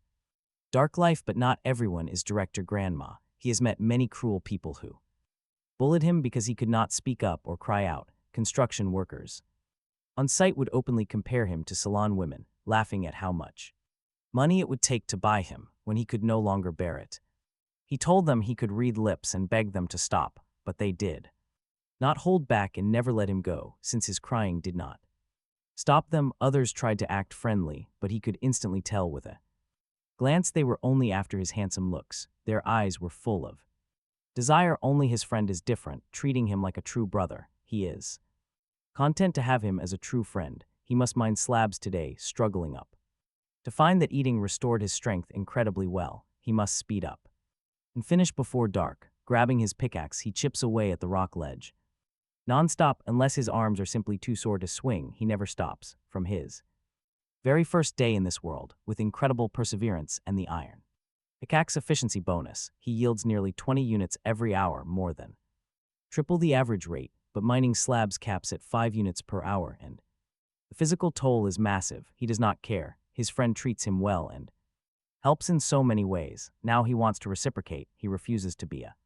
good-for-nothing who only takes. The constant ring of metal on stone continues until 4 in the afternoon. By then, only 40-odd minutes of daylight remain, and the slabs have piled into a small hill, but he is still one piece short of 33 units. From their back to the stone house is at least 15 minutes. He is Ashen trembling on the verge of exhaustion, even if he started now can. He make it back before dark. He knows full well how dangerous the wilderness is. At night, he blames himself for overestimating his strength, intending to mine all the slabs in one go, and ending up with neither the slabs done nor the safety. Forget it, he will get the last slab first. He squeezes the last bit of energy out of his body and forces himself to swing. Another 10 minutes, the slab half chiseled, a dusty stone falls from the wall. He glances at it and system information appears. Limestone. After baking in a furnace, lime can be obtained. Limestone. Lime is a stone house material. On the channel it has been inflated to 50 grams of meat per unit, but no one knows where to find it or how to mine it. Now limestone is in front of him, and mining one piece means more nearby. Talk about a massive payday right there, but his gaze only lingers 2 or 3 seconds and then he keeps swinging. Lime is valuable, but he will not survive the night. What good is lime? He just wants to mine the last slab to have an explanation for himself. Nothing else matters. Another 10 minutes, the last slab is collected. His held breath dissipates and he collapses to the ground, near fainting. He uses his remaining strength to flip the handbook to the trade interface and initiate a trade with our protagonist. In that instant, he feels incredibly relieved. He has finally helped his friend once. By that time, our protagonist has spent the entire afternoon and finally got a halter on the new camel. Then he places 2 bags of reed shoots on her back and leads her home. Old Tai greets him, acting clingy. Before he can even unload, UKO's trade request appears. Our protagonist assumes he is fine since he could send it. Then he sees 33 units of slabs in the box. The surprises are not over. After the slabs, he adds 1 unit of limestone. He reads the lime info and is petrified, with thousands of items still unfound. In this region, UKO stumbled onto a gold mine. Then he adds 38 units of stone, 76 hay, 152 wood, plus an F-rank treasure, and confirms the trade. If our protagonist confirms 2, all the items are his for nothing. A bad premonition rises. He cannot be in mortal danger, can he? Our protagonist sends rapid-fire messages asking what is going on. Did he run into danger? Is there any way to help? He tells his friend not to be shy. He does not reply. Our protagonist sends a voice call. A minute passes. Neither accepted nor declined. A cold sweat breaks out, connecting his message this morning with what he just traded over. It is very likely he gave away everything he owns. So our protagonist fears the worst. Has his condition gotten so bad he cannot even reply? Or has he met life-threatening danger with no time to reply, despite extreme anxiety? All our protagonist can do is keep messaging and silently pray he is okay. On his end, he is very tired and very sleepy, only wanting a good rest, but he forces his eyes open to see if the trade has gone through. This is his last obsession. With great difficulty, he reopens his eyes, sees the trade still pending, sees the flood of messages. After several attempts, he concentrates and replies that he is fine and asks him to accept the trade quickly. Seeing a reply, our protagonist exhales, then quickly replies that the trade is fine, but they have not. They agreed on a price, but his partner insists on giving it all away for free as a sincere thank you for looking after him all this time. Seeing this, our main character immediately senses that something is terribly wrong. The message reads almost like a suicide note, and there is no way he is actually fine. It is terrifying to think his friend might be facing death, yet still chose to hand over all his possessions. That kind of profound trust completely shifts our protagonist's entire outlook. Up until now, he only saw this guy as a lucky trading partner with solid potential, keeping their chats strictly polite, but now, genuine concern takes over. Carefully weighing his words, the young man sends a cautious reply, telling him that although he does not know the full story, there is always a solution. He begs his friend not to give up hope and to think of his family and friends who surely care. A heavy 10-second silence passes before the reply comes. The text says he is just an orphan, no family, no parents, 0 friends. Stunned, our protagonist quickly shoots back a message, asking why he would say that. Am I not his friend? He explains he has been deeply worried this entire time. The trader reads it and his eyes immediately well up. Even in a cruel world like this, at the absolute end of his life, knowing a true friend genuinely cares is everything. He texts back a heartfelt thank you. Calling him friend, our lead responds, if we are truly friends, then first tell me what is going on. No matter how bad, we can face it together. Friends are supposed to help each other, right? Reading this as he watches the Setting sun, the trader calmly responds that time has run out, he can never go back to his wooden shelter. Our lead presses for answers, but the journey is too far and deadly. The partner admits his body is failing him, but says none of that matters, asking him to just complete the trade as his final wish. Our protagonist blurts out a desperate question. Is this because of the stone slabs and limestone? It makes perfect sense, out of thousands. In this area, only he managed to find limestone. There is no way that happened without some kind of terrible accident, and remembering that message from this morning about working hard and recovering soon, it is obvious those materials cost him his entire life. Our lead cannot just sit idly by. He does not understand why he holds such an important place in this man's heart, but one thing is absolutely clear. He sees him as a real friend. He has to save his life, without any hesitation. He grabs 3 F-grade reed shoots and drops them into the offer right away. With absolute authority in his voice, he messages back, since your body is breaking down, these reed shoots will boost your strength. Eat them all right now. The friend looks at these legendary F-grade reed shoots, completely unseen on the open market, and realizes just how incredibly precious they are. With a heavy sigh, he replies, thanking him but declining. He has no reason to live, and death is just a peaceful release. Hearing this, our lead completely snaps. Release? What absolute garbage. Don't think you are the only orphan suffering out here. Damn it, our protagonist also grew up without a mother or father. Every single one of his relatives looked down on him. The very first thing his friends and colleagues did was mock him for having zero money. Even his own girlfriend called him useless and walked out. Is his life not miserable? Yet he never once thought about throwing it all away. If he lay down and died, those petty people would just laugh and say they always knew he was worthless. He could not even survive, let alone achieve anything.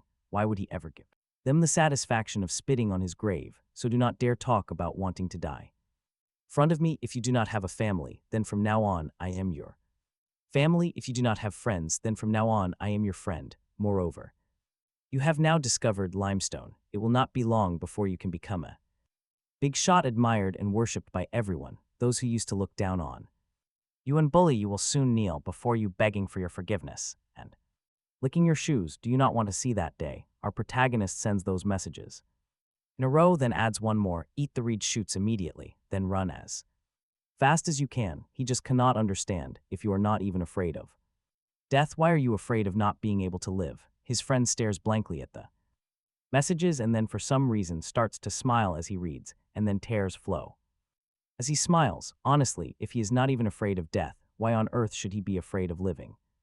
Before he could say he was helpless and lonely, that no one cared about his life or death, but now he has a friend who truly cares and helps him. He has only just felt the warmth of friendship. Is he truly willing to die now? No, not willing. Is it not just getting back to the wooden house before dark? Today he thinks even if he has to crawl back, he will crawl back. He sends, thank you, I will try my best to survive. After our protagonist sees his reply, his heart returns to his chest and he confirms the trade. The miner does not even have the strength to lift hand. Looking at the F-grade reed shoots within reach, he can only move his head. Little by little, control his mouth to open, eat the shoots along with the soil and taste a mouthful of bitterness. After they go down, a surge of immense energy rises in his lower abdomen and spreads throughout his body in a blink. His dry body instantly recovers vitality. In just a couple of minutes, he recovers most of his strength and stands up, picks up the iron pickaxe and the leftover shoots and runs for the wooden house without hesitation. While running, he does not forget to trade the precious shoots back to our protagonist. The shoots worked very well. He messages that he is on his way back and returning them first. Tomorrow he will mine limestone to compensate for the part he ate. Our protagonist quickly replies to talk about it later, advising him to focus on his journey and not get distracted. The miner replies okay. For the next 10 minutes, our protagonist keeps checking the countdown and his message status. With about 2 minutes of daylight left, he sends that he is here. That is good, worth all his worrying. The miner thanks him, saying he saved him twice today. Seeing his friend safely out of danger, our protagonist is in a great mood and jokes that if he were a girl, he would now be saying that this humble girl has no way to repay her savior but to offer herself. The mute miner stares blankly and thinks despondently that it is impossible. He is deaf and mute. How could he be worthy of the protagonist? Being his friend, he is already content. Seeing him not reply, our protagonist thinks he went too far with the joke and tells him not to be angry, it was just a joke. He replies that he is not angry, just drinking water. Good, now let us talk about this. Trade, he tells our protagonist he knows. He will mine limestone as soon as possible. Tomorrow to make up for the reed shoots he ate. Our protagonist tells him that is not what he meant. If anyone should make up the difference, it should be the protagonist to him. Slabs are very rare on the market right now. Only 13 units have appeared in total, quite valuable. He quickly says he already told him. Those things were all given to our protagonist. He does not need to give him anything, but business is. Our guy explains that business is business and friends are friends. Keeping accounts clear actually protects their bond, making sure money never ruins things. Otherwise, resentment grows. The friend stands speechless, but before he can even argue, our guy cuts a deal, offering 1 grain of rice for 3 slabs. That makes 12 grains of rice for 35 slabs. Now, lime is always valuable. In fact, the market usually buys lime for 50 grains of meat each. Our guy matches that high rate for now, promising to adjust if things shift. Yu Chim-gi is absolutely stunned. He never expected 13 slabs to be worth this much. He was actually the one who listed all those slabs on the trading channel earlier. Back then, after endless hard work, each slab only traded for 3 measly pieces of wood. That terrible price almost made him quit, but this new rate completely changes the game. Each slab is now worth 10 grams of meat, when others demand 40 wood for 50 grams. That is a massive 10-fold price jump, and as for the limestone, it is even crazier. Limestone is on another level, even if people offer 50 grams of meat for it. Everyone knows that rare rice is worth way more than meat of the same weight. Yu Chim-gi refuses again, not wanting to take advantage of his friend. But our guy has a simple answer. He explains he pays this price to strangers anyway. So why should he shortchange a friend? Does Yu Chim-gi think he is a cheap scammer? Faced with this logic, Yu Chim-gi is left utterly speechless. He helplessly admits that our guy is right, unable to find any counterargument. But he still feels guilty about eating those incredibly rare, precious reed shoots earlier. He feels the slabs and lime do not cover the favor. It gives our guy a headache. Remembering the kid was abandoned, our guy reflects on his own tough childhood. He completely understands that mix of deep sensitivity, insecurity, and fierce pride. Always acting tough because you are terrified of being looked down upon. It is a struggle they both share, so our guy tries a different approach. He tells Yu Chim-gi that F-grade reed shoots are ridiculously rare. Did he really think some raw resources could easily settle a life-saving favor? The kid is stunned. Honestly, this reverse psychology actually makes a lot of sense. Can a debt of survival be cleared so easily? Dumbfounded, he asks how to repay it. Our guy just laughs it off. Real favors should only be redeemed in critical moments. Right now, Yu Chim-gi does not even have the means to pay him back. Being called foolish while receiving such generous help makes the kid blush hard. His face burns red as he completely loses track of the remaining trade details. The only thing he clearly remembers is our guy sliding over the rest of the shoots, including the half-eaten F-grade shoot, teasingly telling the weak kid to build some muscle. Otherwise, girls will laugh at him. Yu Chim-gi initially tries to refuse the food. But our guy jokingly claims he does not want to eat his own leftovers anyway. Despite the playful attitude, the kid feels the genuine warmth behind those words. Our guy purposely acted tough just to protect the kid's fragile pride. This realization brings a wave of comfort, a real feeling of true friendship. It is refreshing, exactly like the bonds described in old books. The deal with Yu Chim-gi cost 15 grains of rice and 1 F-grade shoot. In return, our guy secured rare lime, crucial for upgrading his heated kangs. That is a massive win, scoring a hot resource that thousands are dying to get.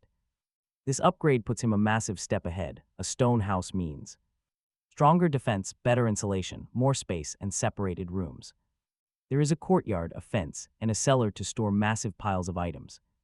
Without that cellar, raw materials like wood and stone would just clutter the oasis, taking up precious space. Next, he only needs 100 lime and 5 F-grade treasures to upgrade. After trading, he ties camel new under the huyang, feeding old Thai 10 units of ordinary fertilizer that fermented this morning, then starts dinner. 2 F-grade reed shoots blanch simply. The taste of them is secondary. The moment they hit his stomach, they transform into endless Energy that deepens and strengthens every single bone, muscle, and tendon. Every single second, his strength climbs, even giving him the wild illusion that he could arm wrestle Camel Nu. Naturally, he is not crazy enough to try that.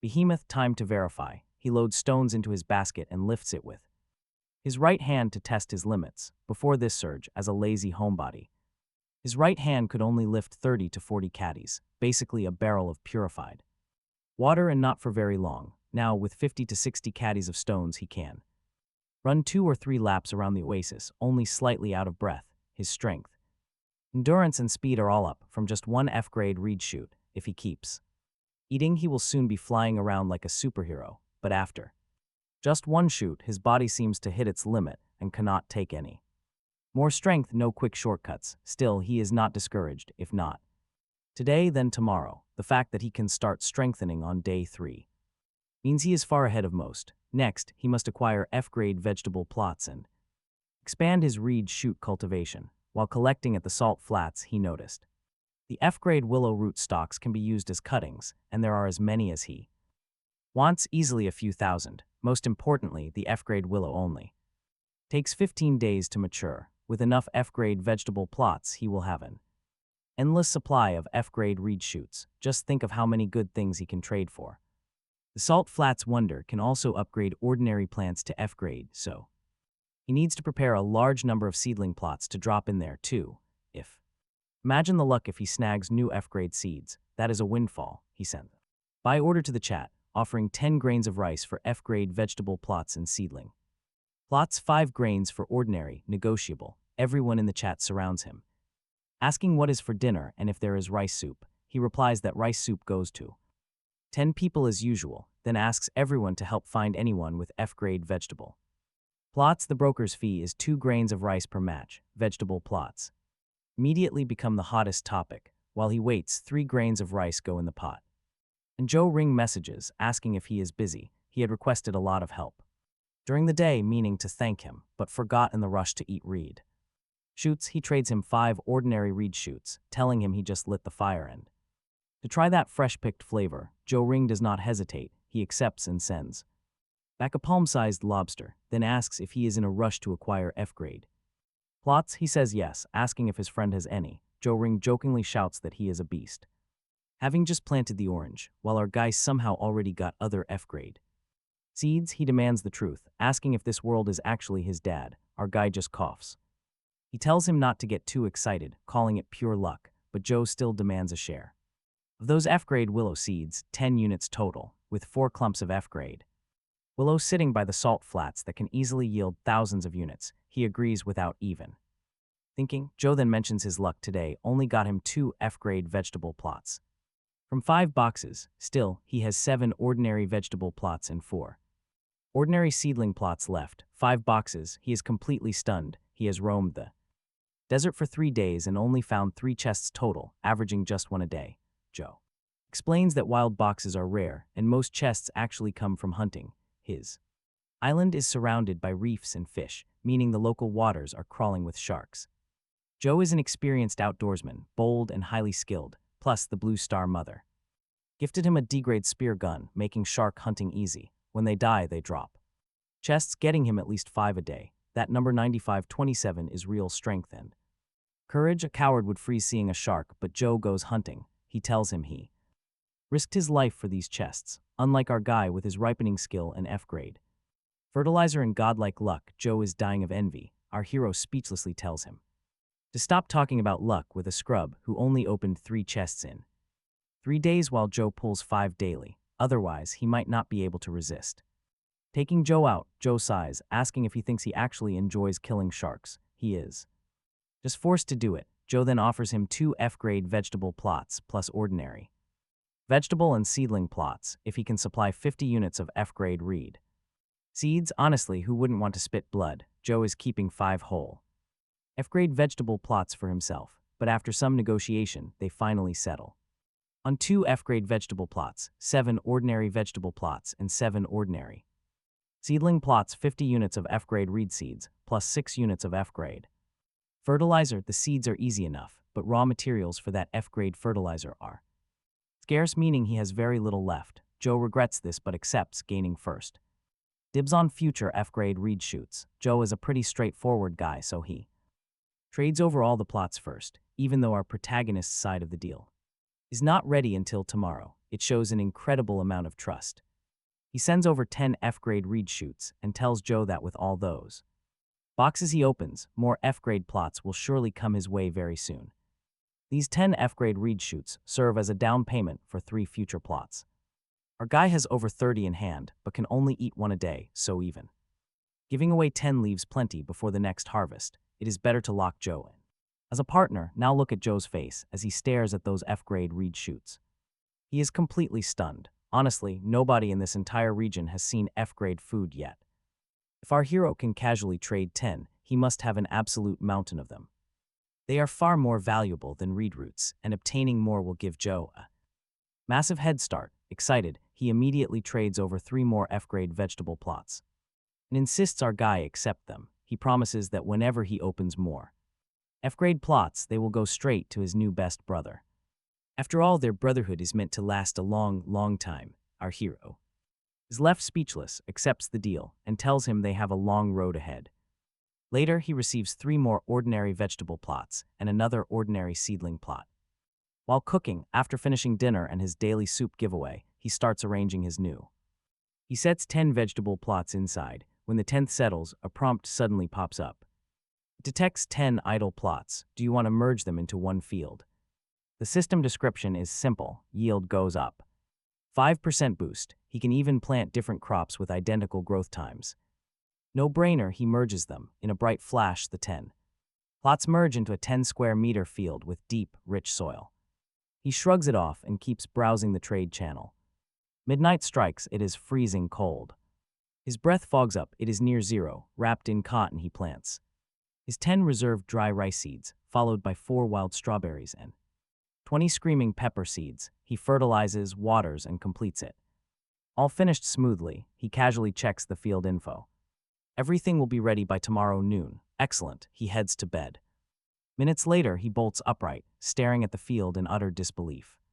He rubs his eyes. He slaps his own face. It works.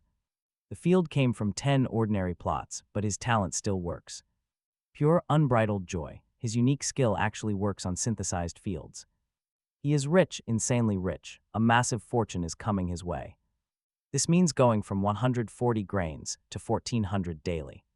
Sure, it demands 10 units of fertilizer, but that cost is nothing.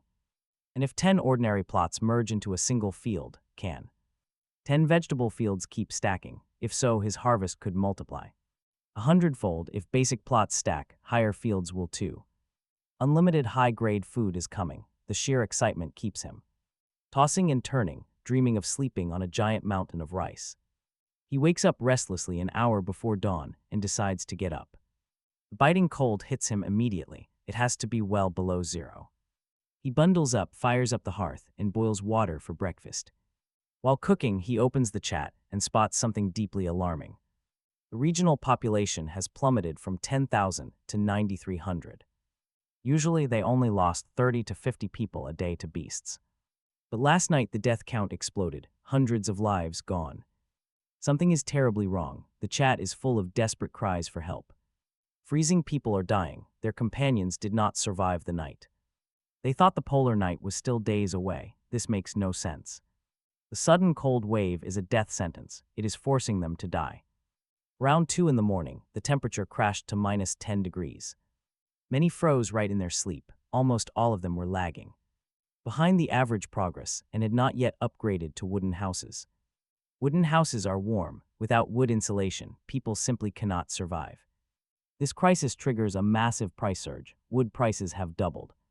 And cotton clothes now cost over 3 times their original price in meat. As everyone scrambles for warmth, the chat is flooded with alliance ads. One alliance boasts top-tier leaders offering discounts on warm quilts. Another leader steps up to recruit, using his high-ranking status too. Even high-tier fireplaces and heated stone beds are selling at 10% off. The Solidarity Association is offering boss-grade down jackets at 10% off. Essential gear for freezing cold, all heavily discounted by the 3 oldest alliances. Each boast over 1,000 members, making them the absolute strongest. Survivors flock to join them, while smaller factions struggle to compete.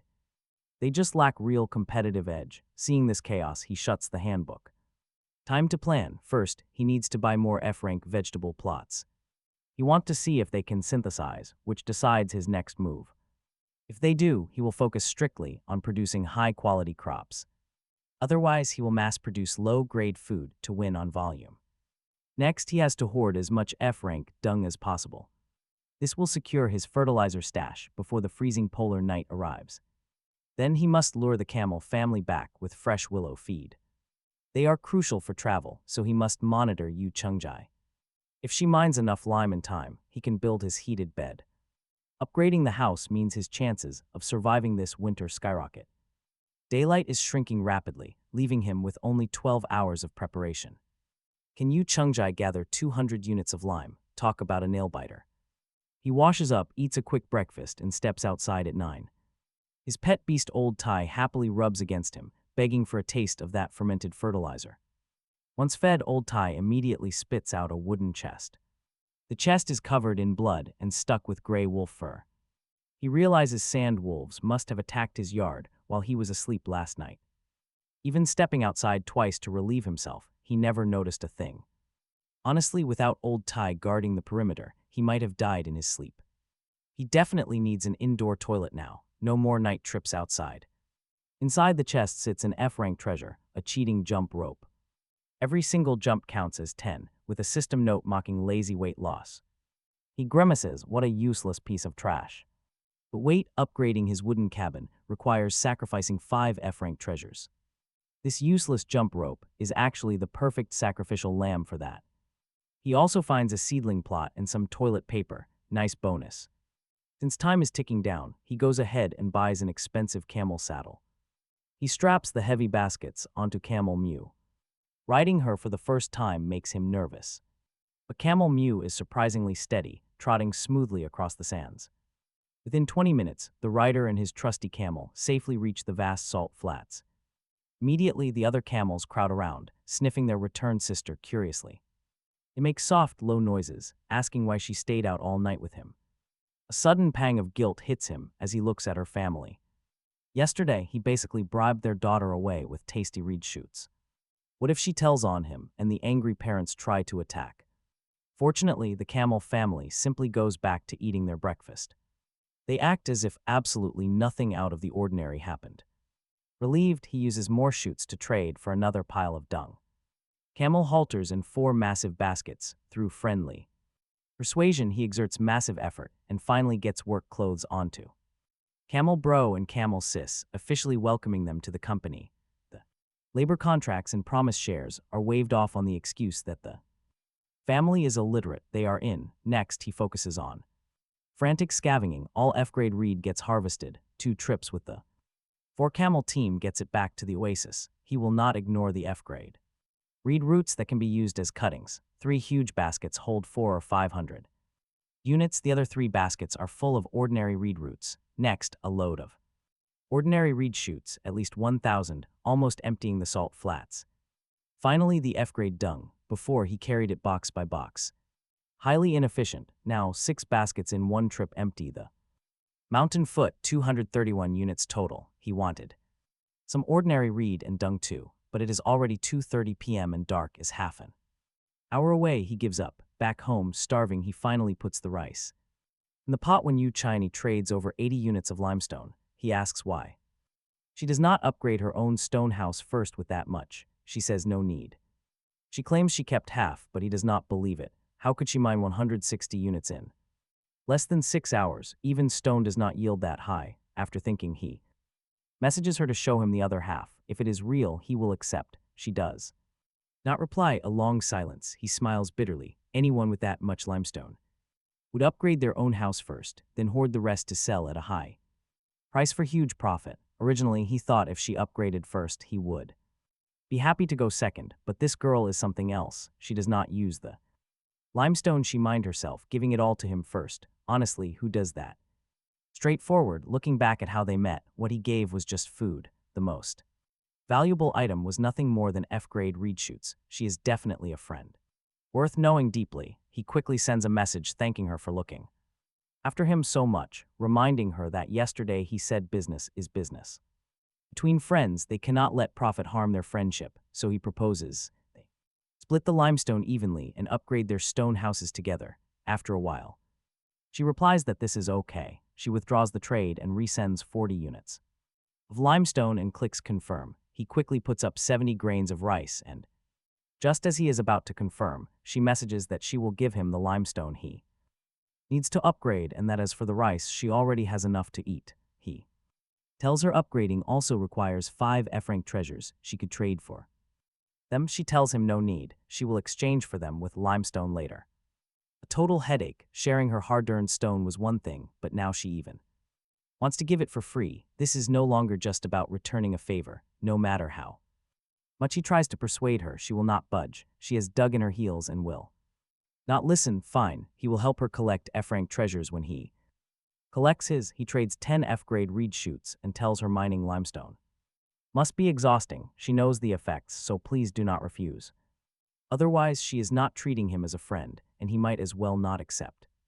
The limestone she accepts. After the trade, he opens the survival handbook and he checks his purchase orders: 10 grains of rice for an F-rank vegetable plot and seedling plot, 5 for common, price negotiable. Comments are piling up below, mostly haggling over prices, but the most popular comment is a direct, toxic attack. This greedy merchant, Jin Hyun, is maliciously inflating market prices, ruining fairness, effective immediately. The 3 great alliances in this region, numbered, mutual aid, and solidarity, jointly ban this greedy merchant Jin Hyun. All members are strictly forbidden from making transactions with him, otherwise membership is revoked and all benefits are immediately reclaimed.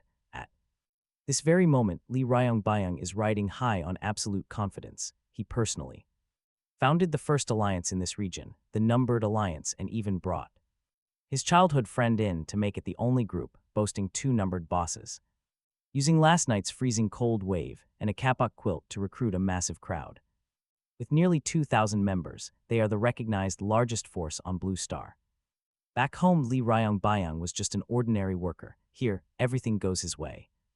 Sometimes he honestly feels like the son of destiny, the only thing bugging him is some nobody named Jin Hyun buying up supplies at several times the normal price, drawing everyone to him and leaving Lee with nobody. He felt his chosen one authority was being challenged, which was utterly intolerable, so he messaged the leaders of the Mutual Aid Alliance and Solidarity Association. The 3 big alliances clicked instantly, agreeing to blacklist him. All members were banned from trading with him, facing expulsion and double penalty clawbacks if caught, unless he publicly apologizes and promises to follow their rules. He is permanently blacklisted, but Lee never expected that the moment this ban was declared, hundreds of tiny groups would follow suit. Members of the 3 alliances already made up nearly 40% of the regional population, and with so many smaller groups joining in, the crowd began viciously attacking him.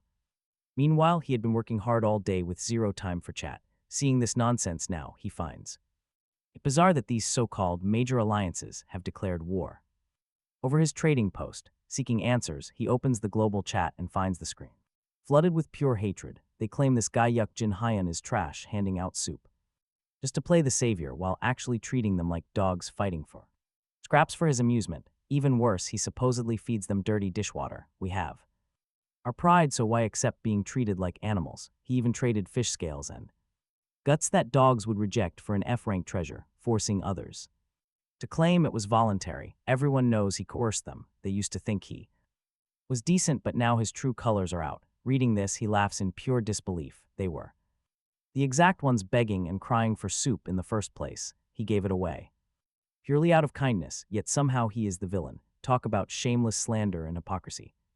While he stewed in anger, Joe Rang suddenly pinned a bold red message warning the big 3 alliances. He made it clear that Jin Hyun is his brother, and if they want to target his friend, he will gladly play along until the bitter end. From today on, members of those 3 alliances can forget about buying even a single fish scale from him. Joe Rang's ranking is under 10,000, with massive fish sales. Since day 1, he is a certified heavy hitter in the high-end trade scene and has no shortage of top-tier items. His sudden interference immediately silences the online mob. 10 seconds after the message gets pinned, another elite user named So Hwang Gang steps up. So Hwang Gang drops a message declaring that starting today, the three great alliances are his enemies too, and unless brother Jin Hyun says otherwise, he will cut off all business with them, so they should not even think about buying meat from him. You see, So Hwang Gang has a massive reputation, right on par with Joe Rang, selling beast meat in massive quantities since day one. He is easily one of the most influential bosses around. Having two numbered bosses backing him makes people realize a massive war is brewing between giants, so the smart players just watch. Lee Ryong-byung then tags Joe Rang and So Hwang Gang, warning them that the three alliances have thousands of members and 4 elite numbered bosses. They had better think carefully about the consequences before opening their mouths or face his absolute wrath. Joe Rang immediately fires back, asking if Lee Ryong-byung has lost his mind. Does he pay their bills or feed them? What kind of wrath is he babbling about? Is he their dad? So Hwang Gang jumps in, calling Lee a good boy and offering to buy him candy. This makes Lee Ryong-byung absolutely furious, declaring that since they refuse to cooperate, they are both blacklisted. Joe Rang laughs it off, asking who he thinks he is to blacklist anyone. Lee Ryong-byung snaps back, telling them they have serious guts and are now official, sworn enemies of the three great alliances. He warns them not to regret it, but then Ju Wang suddenly chimes in, stating that the threat only represents his own group. The Mutual Aid Alliance is only targeting Jin Hyun and has no interest in fighting anyone else. Then Wang Gukdong, the president of the Solidarity Association, speaks up to reassure both Joe Rang and So Hwang Gang that they have absolutely no intention of making enemies out of them. They are just keeping it business, and as long as Jin Hyun plays by the rules, they will immediately lift any of their sanctions. The onlookers are completely dumbfounded. How did this terrifying alliance suddenly back down so easily? This leaves Lee Ryong-byung incredibly furious. They agreed to stand together, but now he is left completely exposed. The moment things got real, his so-called allies chickened out, leaving him to look like the bad guy. Just then, Yu Chung-gi drops a total bombshell. She pins a message displaying a screenshot of a limestone item info. The chat instantly goes wild. After 4 days here, nearly everyone has built a wooden house, but 99% need lime to upgrade to stone. Nearly 10,000 are searching, driving the price up to 50 grams of meat per unit with none in sight, and now she has it. She lets everyone know she has plenty, and desperate high-tier players immediately flood her notifications. Her inbox instantly breaks past 999. Then she drops another message, telling everyone to hold their breath because she is about to make them even more anxious. Jin Hyun is her best friend, and anyone who insulted or targeted him is getting blacklisted. They can forget about ever buying a single ounce of lime from her. She finishes by telling them she is done, and they can start begging now. The chaotic global chat instantly falls dead silent. Nobody saw this coming. Suddenly, thousands of players begin cursing the three major alliances for their shameless greed. They shower the boss with praise for his generous soup handouts and incredible buying rates. Even those who previously targeted him are now apologizing, blaming the alliance leaders for misleading them. Meanwhile, players from the three major alliances and smaller groups are absolutely losing it. They had been waiting desperately for lime to hit the market, only to be brutally told they are permanently banned from buying anything. The alliance leaders are physically sick with regret over their stupid actions. They should have kept quiet until they actually got their hands on the resource. Now Wang Gukdong desperately messages him, claiming this whole thing is a huge misunderstanding. He says brother Rang and brother Hwang are mutual friends, meaning they are basically family. He calls it a classic case of friendly fire hurting their own people.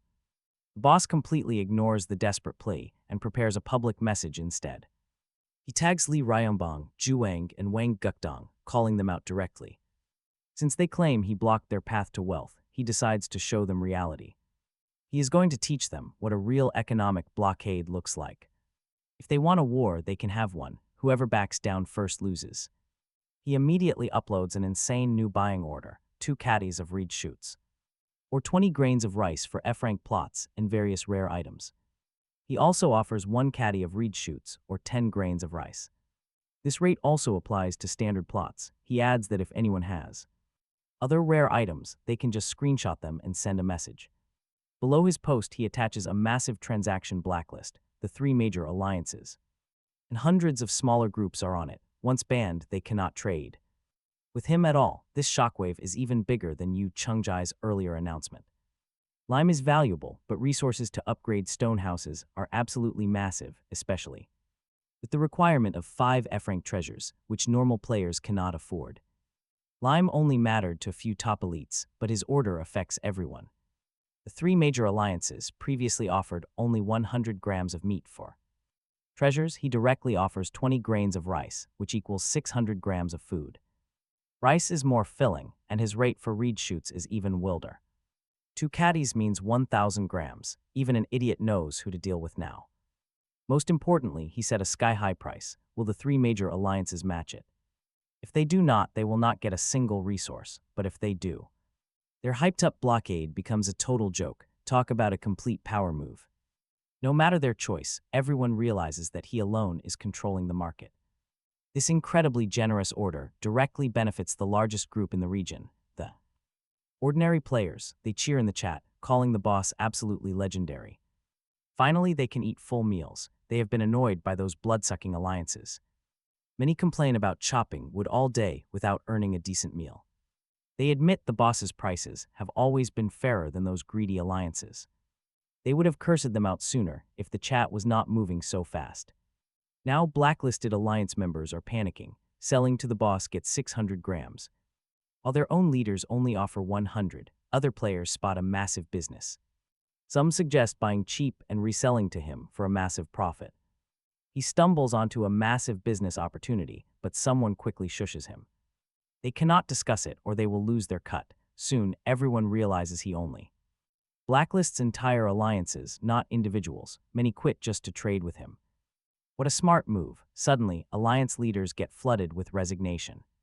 Messages: the three massive alliances, once boasting the largest membership of nearly 4,000 people, instantly shrink by over half. Li Ryong Byung and Zhu Wang are left both anxious and furious. Who would have thought their three great alliances were this vulnerable? Wang Gukdong frantically voice messages Zhou Rang and so H Wang Gang to help mediate, but Zhou Rang has zero time. He is currently introducing new friends to him. So H Wang Gang is Zhou Rang's childhood friend.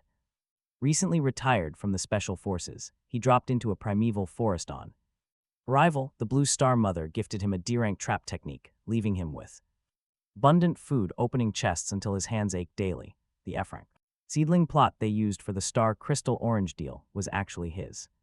He thanks So H Wang Gang for his support, exchanging polite pleasantries.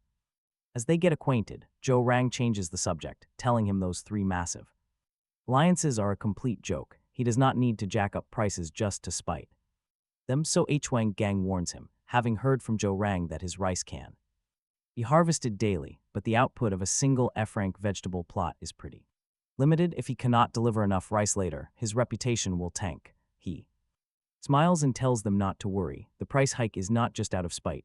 As time goes on, more survivors are finding food, and the market listings keep climbing. Seeds for grains and vegetables have always been in incredibly short supply. This proves that almost everyone has seedling plots, not just a few. Otherwise, seeds wouldn't be this scarce. People with seedling plots, even without fertilizer, will gradually start harvesting by day 7, and from the day the polar night descends, a massive wave of food will flood the market.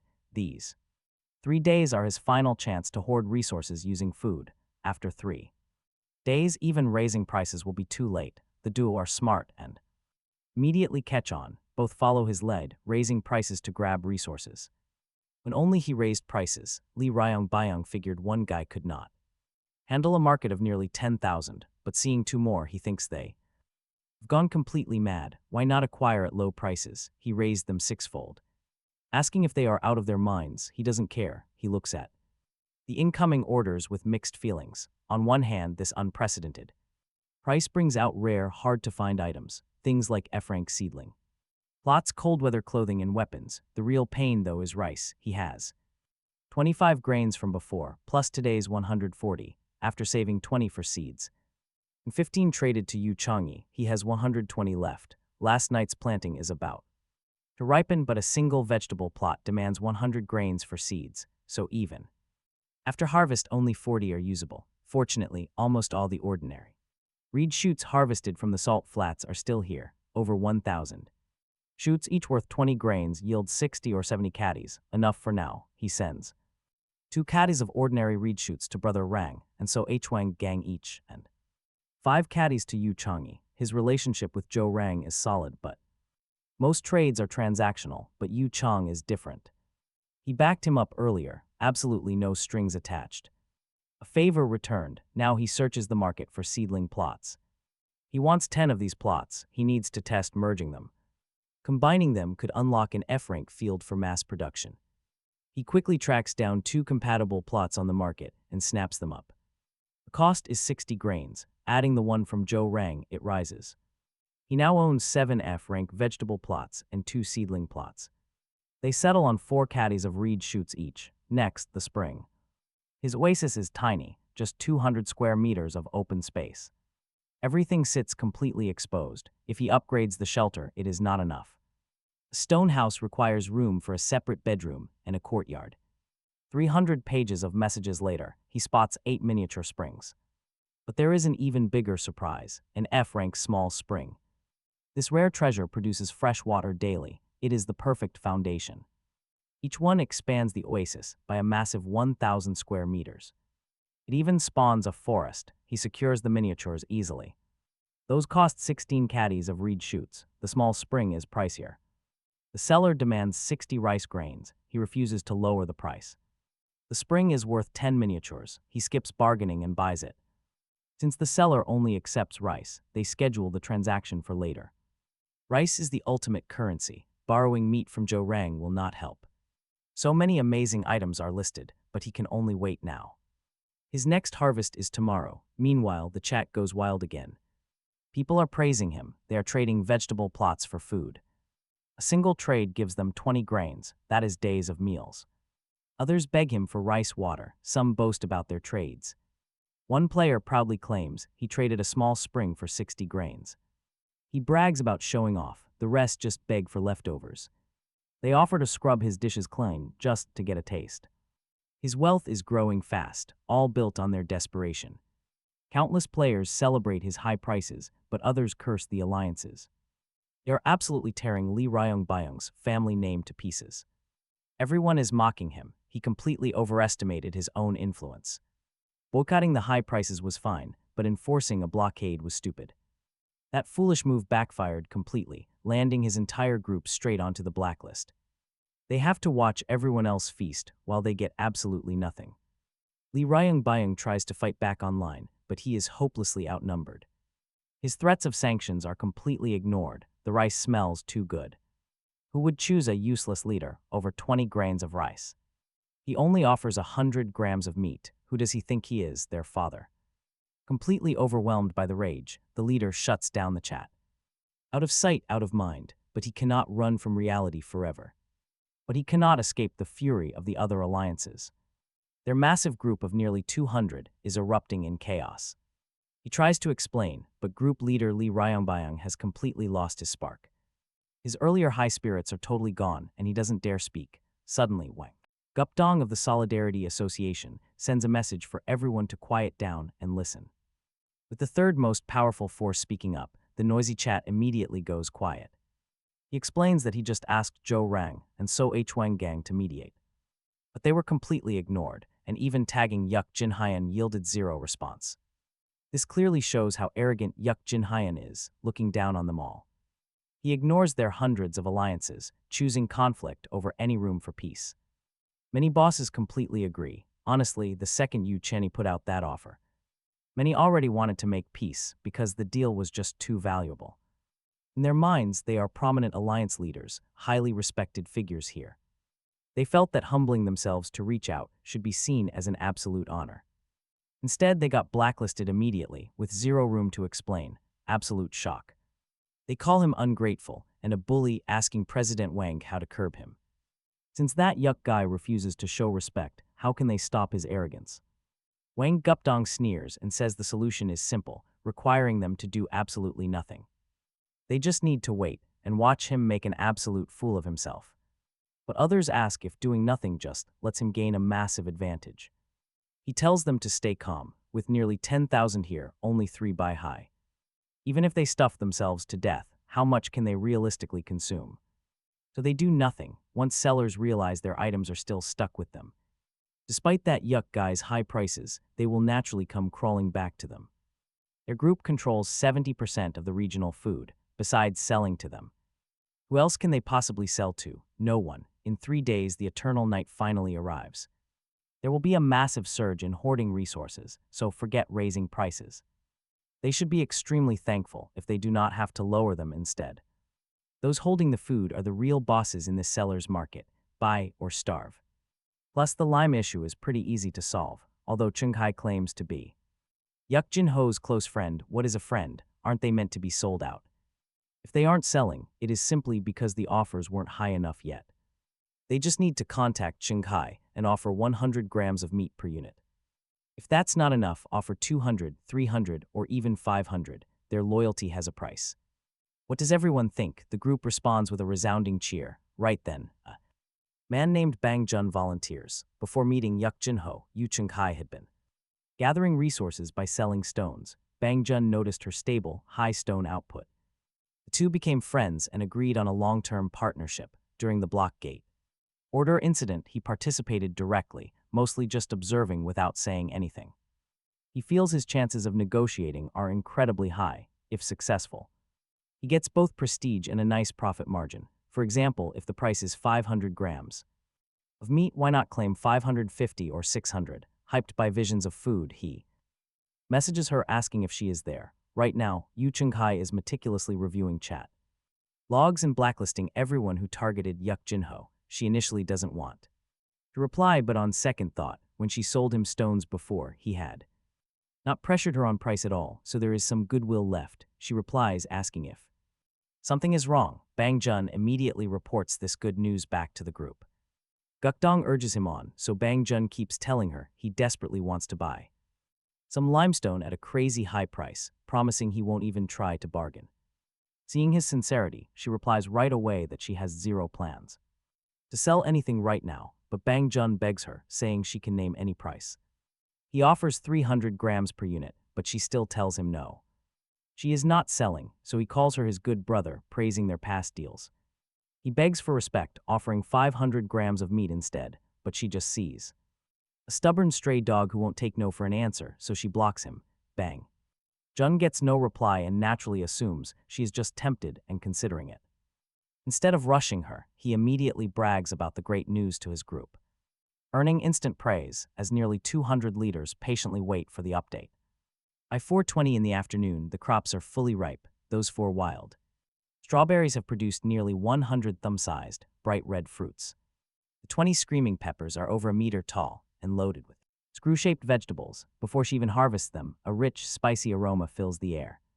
Supply: she harvests 290 green peppers, enough for a month. No need to keep planting. She also harvests 145 rice grains, including 40 from F grade fertilizer and 5 from the soil bonus. She saves 100 for later planting, keeping 5 more for meals. The remaining 40 are traded for some F grade pants and a warm quilt. Armed with fresh ingredients, she sends a share to Zhou Rang, so H Wang Gang, and Yu Changyi while securing her promised reed roots.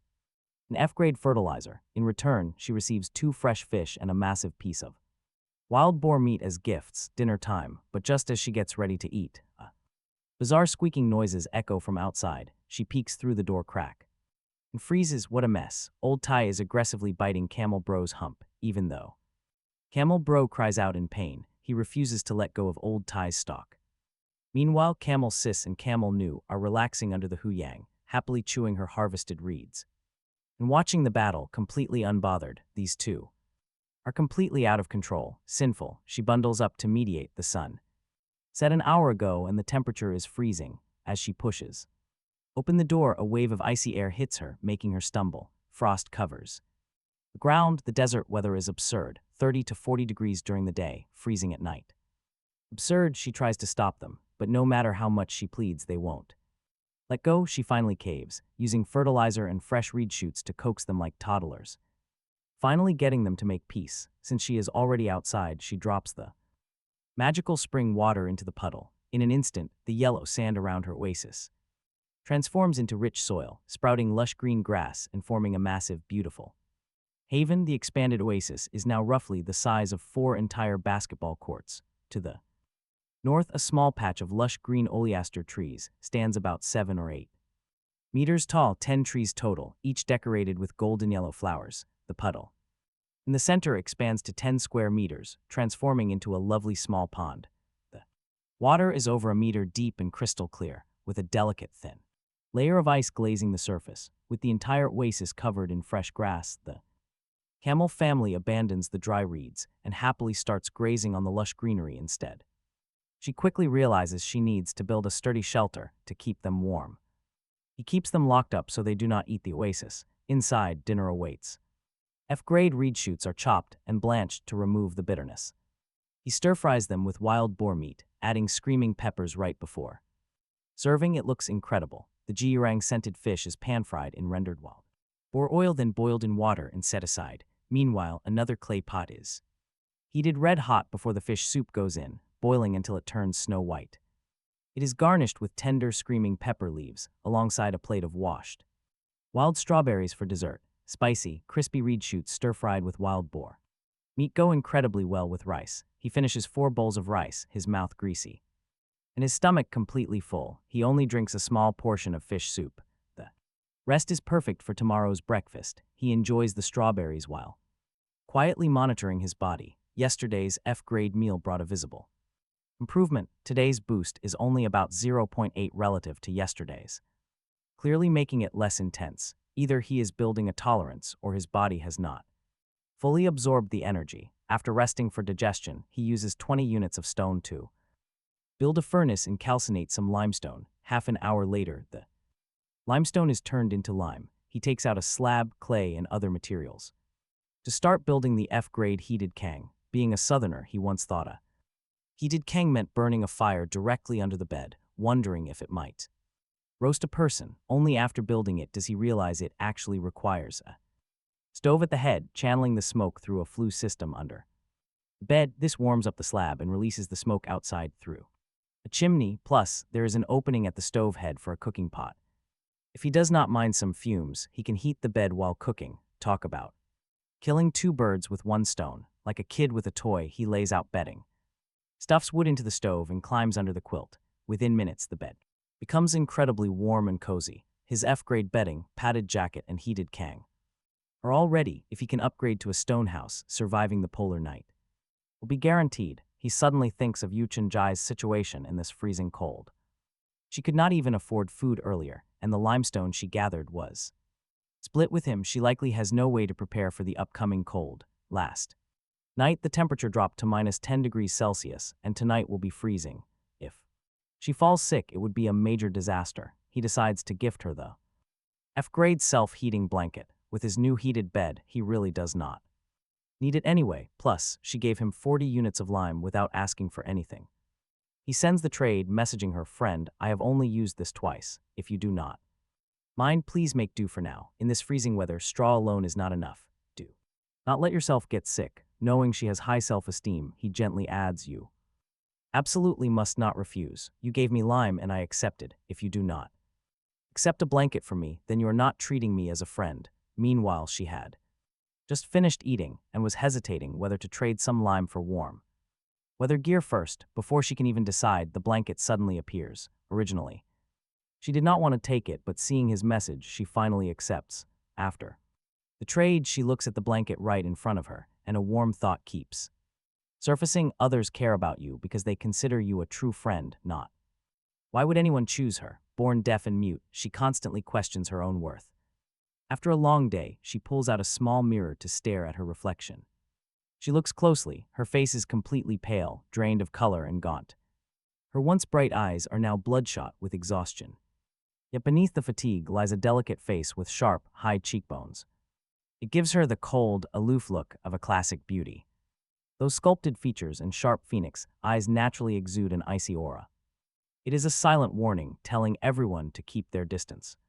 Still, her model-like figure stands at 171 centimeters. Her perfectly balanced shoulders and hips create a flawless 9-to-1 body ratio. A tiny waist, slender back, and perfect legs, words cannot describe her. But her life of dealing with her disability left a small flaw. She unconsciously hunches her shoulders and walks with her head cast down.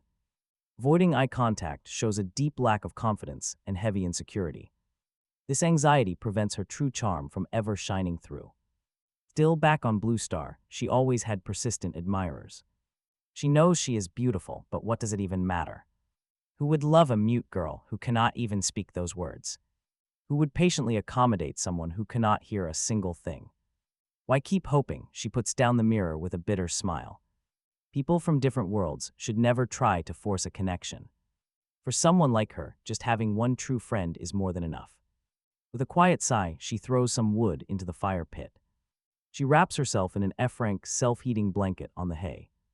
Meanwhile, he is relaxing on his heated bed, browsing trading channels. With his rice gone, he can only trade ordinary items for reed shoots. He gets a livestock shed blueprint to build a 50-square-meter shelter.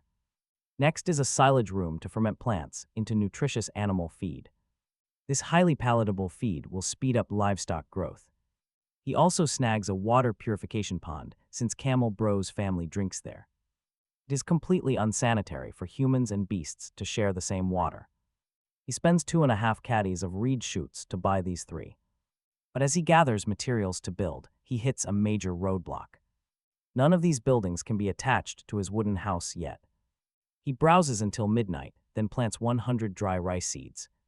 After fertilizing and watering, his farming chores are finally done. He crawls back onto his heated bed and drifts into a deep sleep. When he wakes, the sky is dark, with only 4 hours of daylight. Sunrise is at 12 o'clock, and it is currently only 9. Snuggling under the covers, he opens his handbook to find more plots. There are 3 vegetable plots and 5 seedling plots in his messages. If he gets these, he can finally test vegetable field synthesis. Plus, there is an upgrade coupon to boost items to F-grade magic tier, and an F-grade lantern to ward off dark shadows and beasts. The sellers only want rice, so they schedule trades for 4:30. It is late. He glances at chat. The population dropped by over 300. Not even normal polar night mortality reaches 10%. How many will survive? Who knows? Just as his mood sinks, Joe Rang messages to ask a simple question. Has he eaten? He replies that he has not. Joe Rang tells him that is perfect. He invites him over for morning tea. Our main character is left completely speechless. Completely speechless. One is at sea, the other in the desert, separated by continents. Hundreds of thousands of miles. How is he supposed to cross that distance? Is his friend sleep-deprived? Suddenly, a strange system notification flashes in front of him. Joe Rang invites him to the Senior Activity Center. Naturally, he accepts.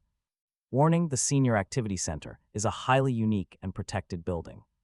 All attacks are strictly forbidden. Visitors may return to their homes at any time.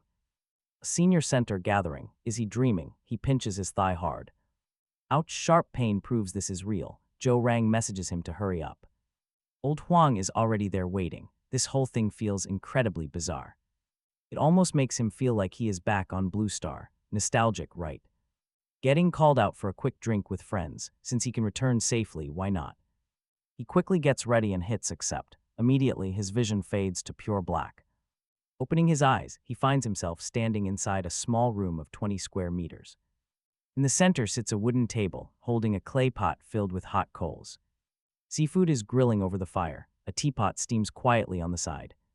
2 middle-aged men stand nearby. One is incredibly broad-shouldered and heavily muscled.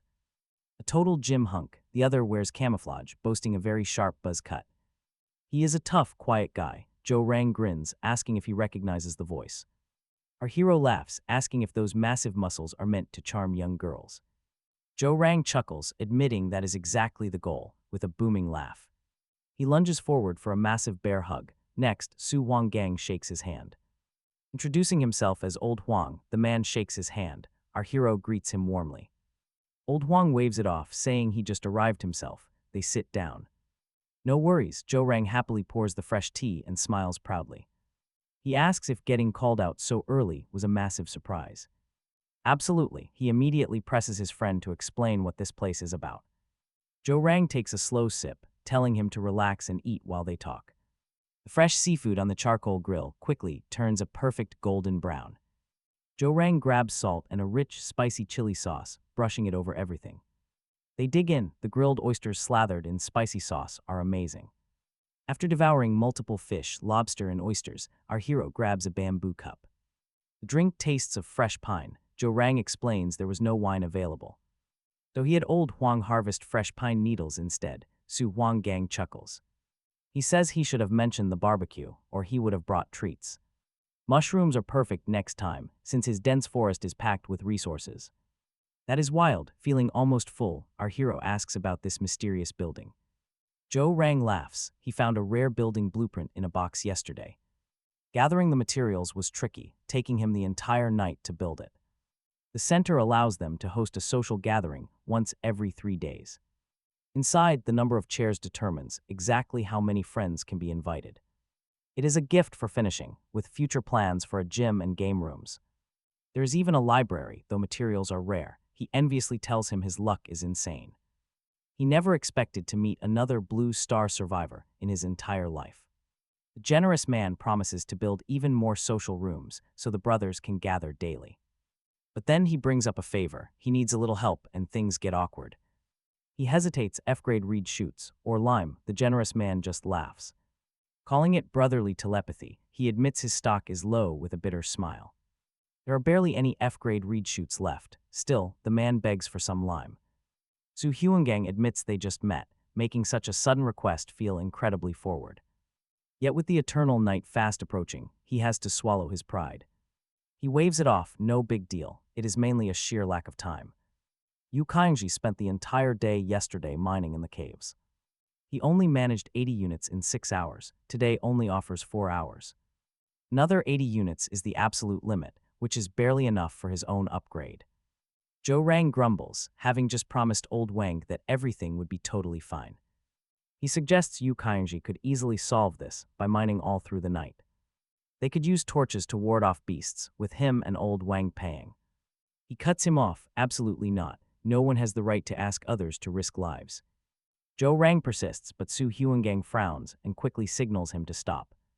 He catches the hint and quickly backs down, agreeing the risk is just too high. They should put off the upgrade. Su Huangang smooths things over with a smile. He and Joe Rang are almost ready. If they fail, probably nobody else survives. Joe Rang smiles, telling old Wang not to stress too much about the future. Their activity center maintains a perfect, cozy, constant temperature. It is completely immune to disasters. Worst case, the 3 brothers hide inside. These words remind him of the F-grade wonder he discovered earlier. It is his ultimate retreat, immune to disasters. The coming dark feels less terrifying. Joe Rang then breaks the silence, asking about his connection with Yu Kaingji. He nods, explaining that their connection is actually pretty good. The guy is incredibly honest, even insisting on splitting resources equally after a tiny favor. Joe Rang loves that attitude, proposing they invite him over to get acquainted. If they vibe well, the 4 of them could officially form a powerful survival alliance. With old Wang on combat and Yu Kaingji handling the finances, Joe Rang would be the leader, since he is the oldest and best at building relationships. He remembers Yu Kaingji mentioned when sick that he had absolutely no friends. Joining them would give him some real companions, making this a win-win for everyone. He sends a message, but the invitation is rejected without a second thought. Yu Kaingji deeply fears being exposed as deaf and mute, which would destroy their bond. That rejection worse than death. Texting is enough to stay friends. He does not press at all, completely understanding that kind of deep, quiet personal pain. If he had not met a gentle soul in college who spent years helping him heal, he likely would still be lost in the dark. Some shadows take a lifetime to fade. Joe Rang and Su Huangang both look deeply regretful upon hearing the sad news. Quickly changing the subject, Joe Rang asks if he wants to go hunt sharks. He peers out into the pitch-black night. Only a tired, wry smile remains. Joe Rang jokes about him delivering takeout, arguing their enhanced bodies are tough. Hunting beasts in the shallows would be easy, but he tells him to forget it. Daylight is much safer. Old H-Wang agrees with Joe Rang's advice. This world is not their peaceful Blue Star. Danger is everywhere. No police, no soldiers, they only have themselves. He nods in agreement. He mentions that sand wolves recently tried to destroy his cabin. Old H-Wang chuckles, calling him lucky. His own cabin gets hit constantly. Fierce beasts drop by every night. Bears, tigers, and leopards attack. He has to repair it daily. Then Joe Rang's face turns serious. He says his place has fewer beasts, but one night was different. He stepped outside to pee and spotted a bizarre half-human, half-fish creature on the beach. A merman with a human torso and fishtail, hopping with a trident.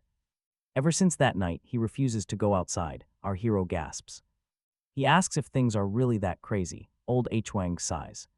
With 8 billion people dumped in this hellhole, anything is possible. Joe Rang pats his shoulder, saying the desert is actually safe. He can peacefully farm while his crops ripen, unlike everyone else. He and old Hwang live in constant terror. The group keeps chatting. They talk until the first light of dawn, then they prepare to head out.